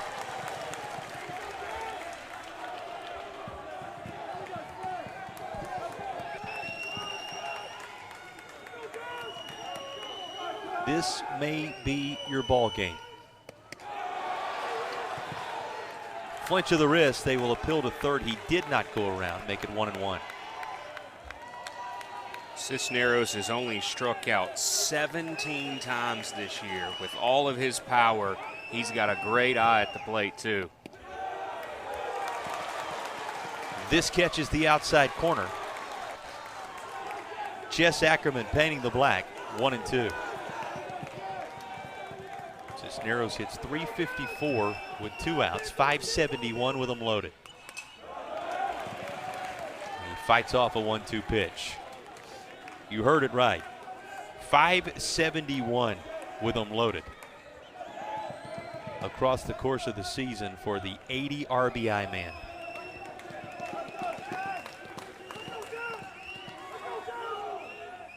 .22 at the plate in the key moment. He will be struck out on the high offering from Jess Ackerman to leave him loaded in the 8th. Mercer stays out front, powering out front 7-4. And looking for anything further the Macon crew can gather ahead of the last scheduled licks for ETSU in the bottom of this 9th frame. Here's Bradley Fry. First pitch, liner to his left, and making a nice stab to begin the 9th inning as the second baseman. Well done. Out at second. Boy, you go back, Phil, and take one more look at this.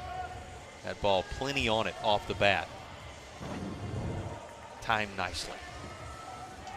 Ty Dally, the batter. Kovacs gets the strike to begin things. Kovacs now 2 1/3 under his belt as he works to Dally, who has put together a pair of doubles in the 6th and 7th innings, respectively. Probably shouldn't surprise you that Dally came to life after an 0-for-2 start, is now 2-for-4 in the game, and it happened right about the same time Mercer started scoring in this contest in that 6th inning.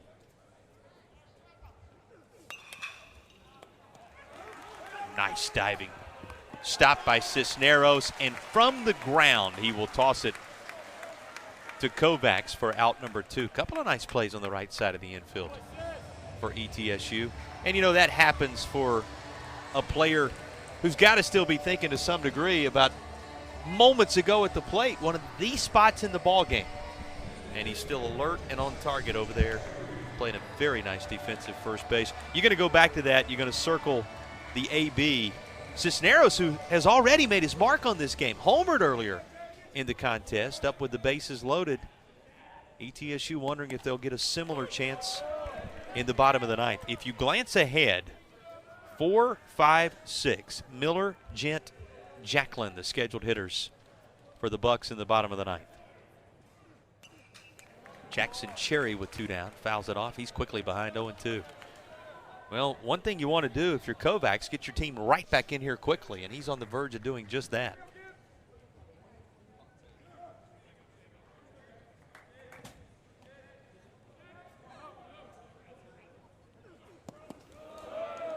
Just off the plate with the 0-2 pitch.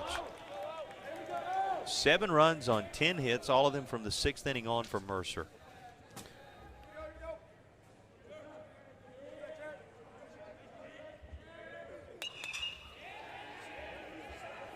Sinking in center field, that'll fall in front of the outfielders for a base knock to extend this 9th, top half of it for Mercer.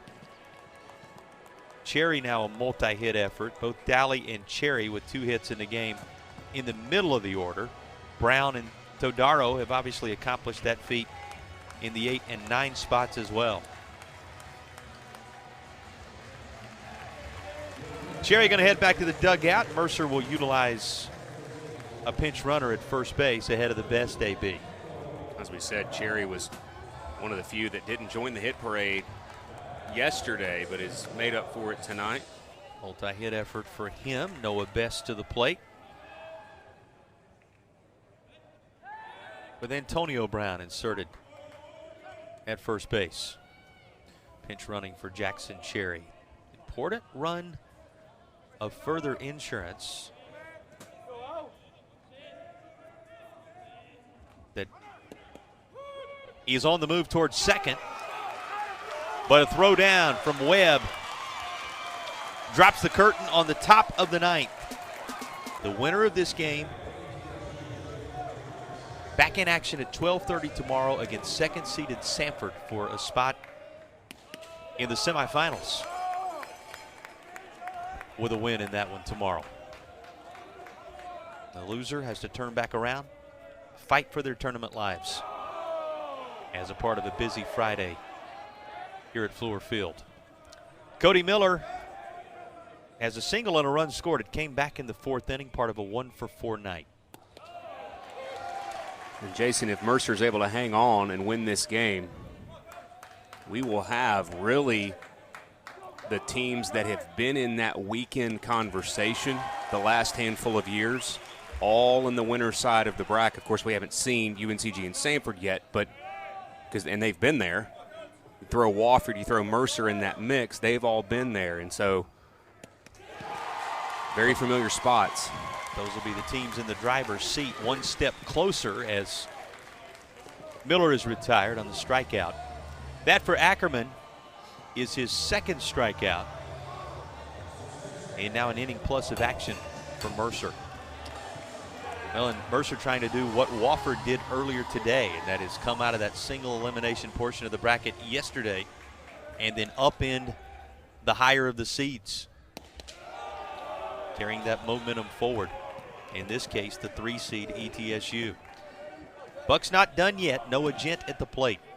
ETSU loaded him up and gave Cisneros a shot at it 1 inning ago. Can they create such a scenario once more? 2-0 start in the at-bat of Gent. Fouled off, 2-1. Bears not looking like a team that only won 7 conference games in the regular year. Talk about a lot teams coming into the tournament playing their best ball.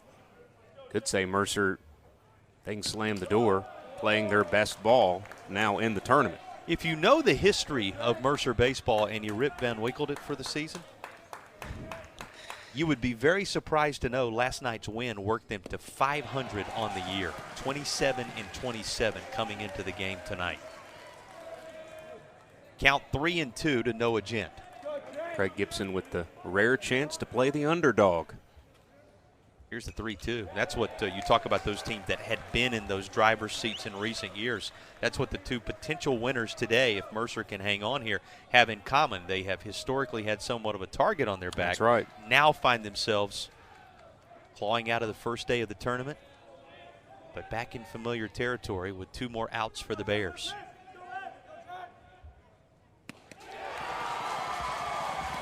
Make it 1 more. Back-to-back strikeouts of the swinging variety for Jess Ackerman. Miller and Gent retired. I'll say this about ETSU. This is not a team you want to see on the elimination side of the bracket with the multiple ways they can score, with the season the 3-seed has had. Again, highest RPI in the conference coming into the week. A season unlike any other in recent memory for the crew out of Johnson City. They're going to be a dangerous team. Especially fighting for their lives, Phil. I think the thing for ETSU, and one thing we've talked so much about with them, they get on base so well. They've gotten on base well tonight. Just here and there, too many stranded base runners. Getting them in the position, just not able to cash them in. 11 left for the Bucks in the game. This popped. Left field side, foul territory, and just out of the reach of a lunging shortstop. Fry made a valiant effort for it. Trying to get the 1 and 2. 27th out with some bravado there. That would have been quite a way. I'd have finished it with a flourish. He's already made about 4 great plays yesterday and today. Oh, by the way, started all Mercer's scoring. Yep. Which now sits at 26 runs in the tournament through 2 contests. Fans from Macon clapping it up as the 1-2 is delivered. High and away, 2 balls, 2 strikes. Ackerman worked the final 1 2/3 in game 1 of the tourney for Mercer, trying to work the final 2 innings here. Why not count full?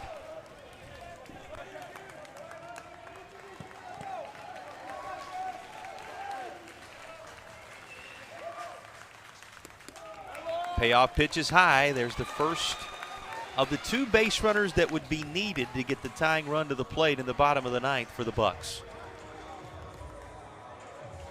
A team that can reach in so many different ways, never done in a game like this. Mercer doing this a little bit differently from a pitching standpoint, Jason. Talk about Olsen not having those long of outings. He's usually the door slammer with 8 saves. Craig Gibson, a little bit of a different approach, trying to get Ackerman to come in the 9th and seal the deal.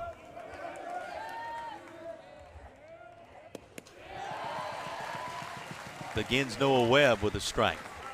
No save, obviously, recorded in that game yesterday, but he did work the back end of everything in their first contest in Greenville last night. Now a strike away. Attempting to strike out the side surrounding the Jacklin walk. He struck out Miller, he struck out Gent. He works to Webb, 0-2. That's exactly how it goes down. Jess Ackerman strikes out the side, and Mercer with a later offensive surge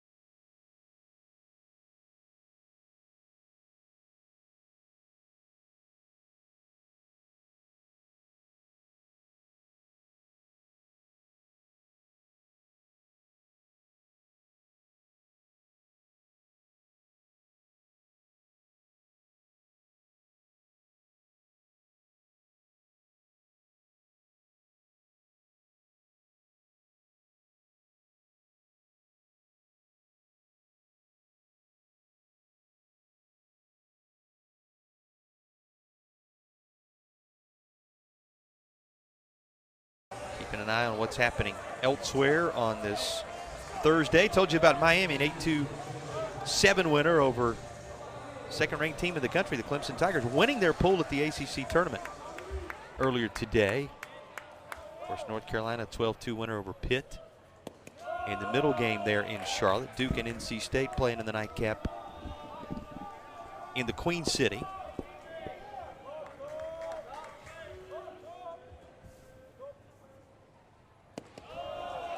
And Hoover, 9-6, the Kentucky victory over Arkansas earlier today. Tennessee, a 7-4 winner over the Aggies of Texas A&M. And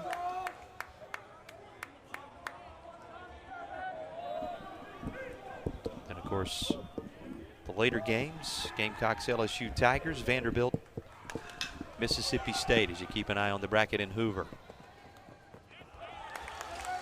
Underhanded at the back from the right side of the infield. And a man retired to get things going here in the bottom of the 7th inning.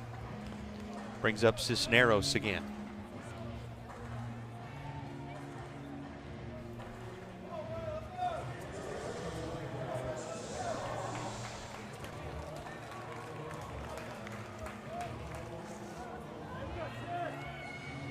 Cisneros tonight, a single in the first inning, a double and a run driven home in the 5th. He hit it to a double play in the 3rd, sandwiched in between that. And he drives this high and deep to right. Will send it over the fence just below the scoreboard for his 22nd home run of the year. Cisneros has done it again. And ETSU does have an answer in the bottom of the 7th inning. And with that, with already picking up an earlier RBI, joins that 80 RBI conversation as well. The 80th comes with an exclamation point, Phil, as he drives it out of the yard. What a year for Cisneros. Cuts it to 5-3. Miller will then ground out right side, 2 down. You know, the best thing for Mercer, they were able to face him with nobody aboard in front of him and limit the damage to just the single run. But he does inch the Bucks back a little closer. First Buck to have 80 RBI since Paul Hoylman had him that many back in 2010. But you're right. Solo shot doesn't hurt you that much. Very helpful to ETSU's cause. Couple of cracks left at it in this game, even after this 7th frame. Now looking for Noah Gent to do something with 2 down.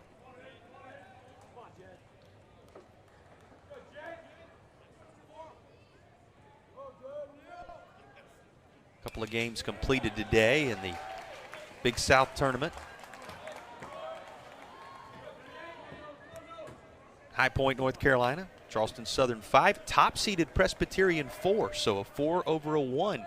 A regular season champion PC from just down the road here in South Carolina, upended.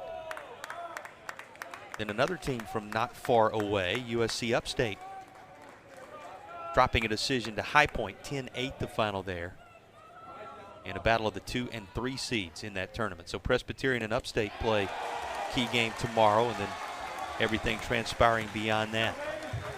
Look at what's going on elsewhere in the region, keeping you up to speed on everything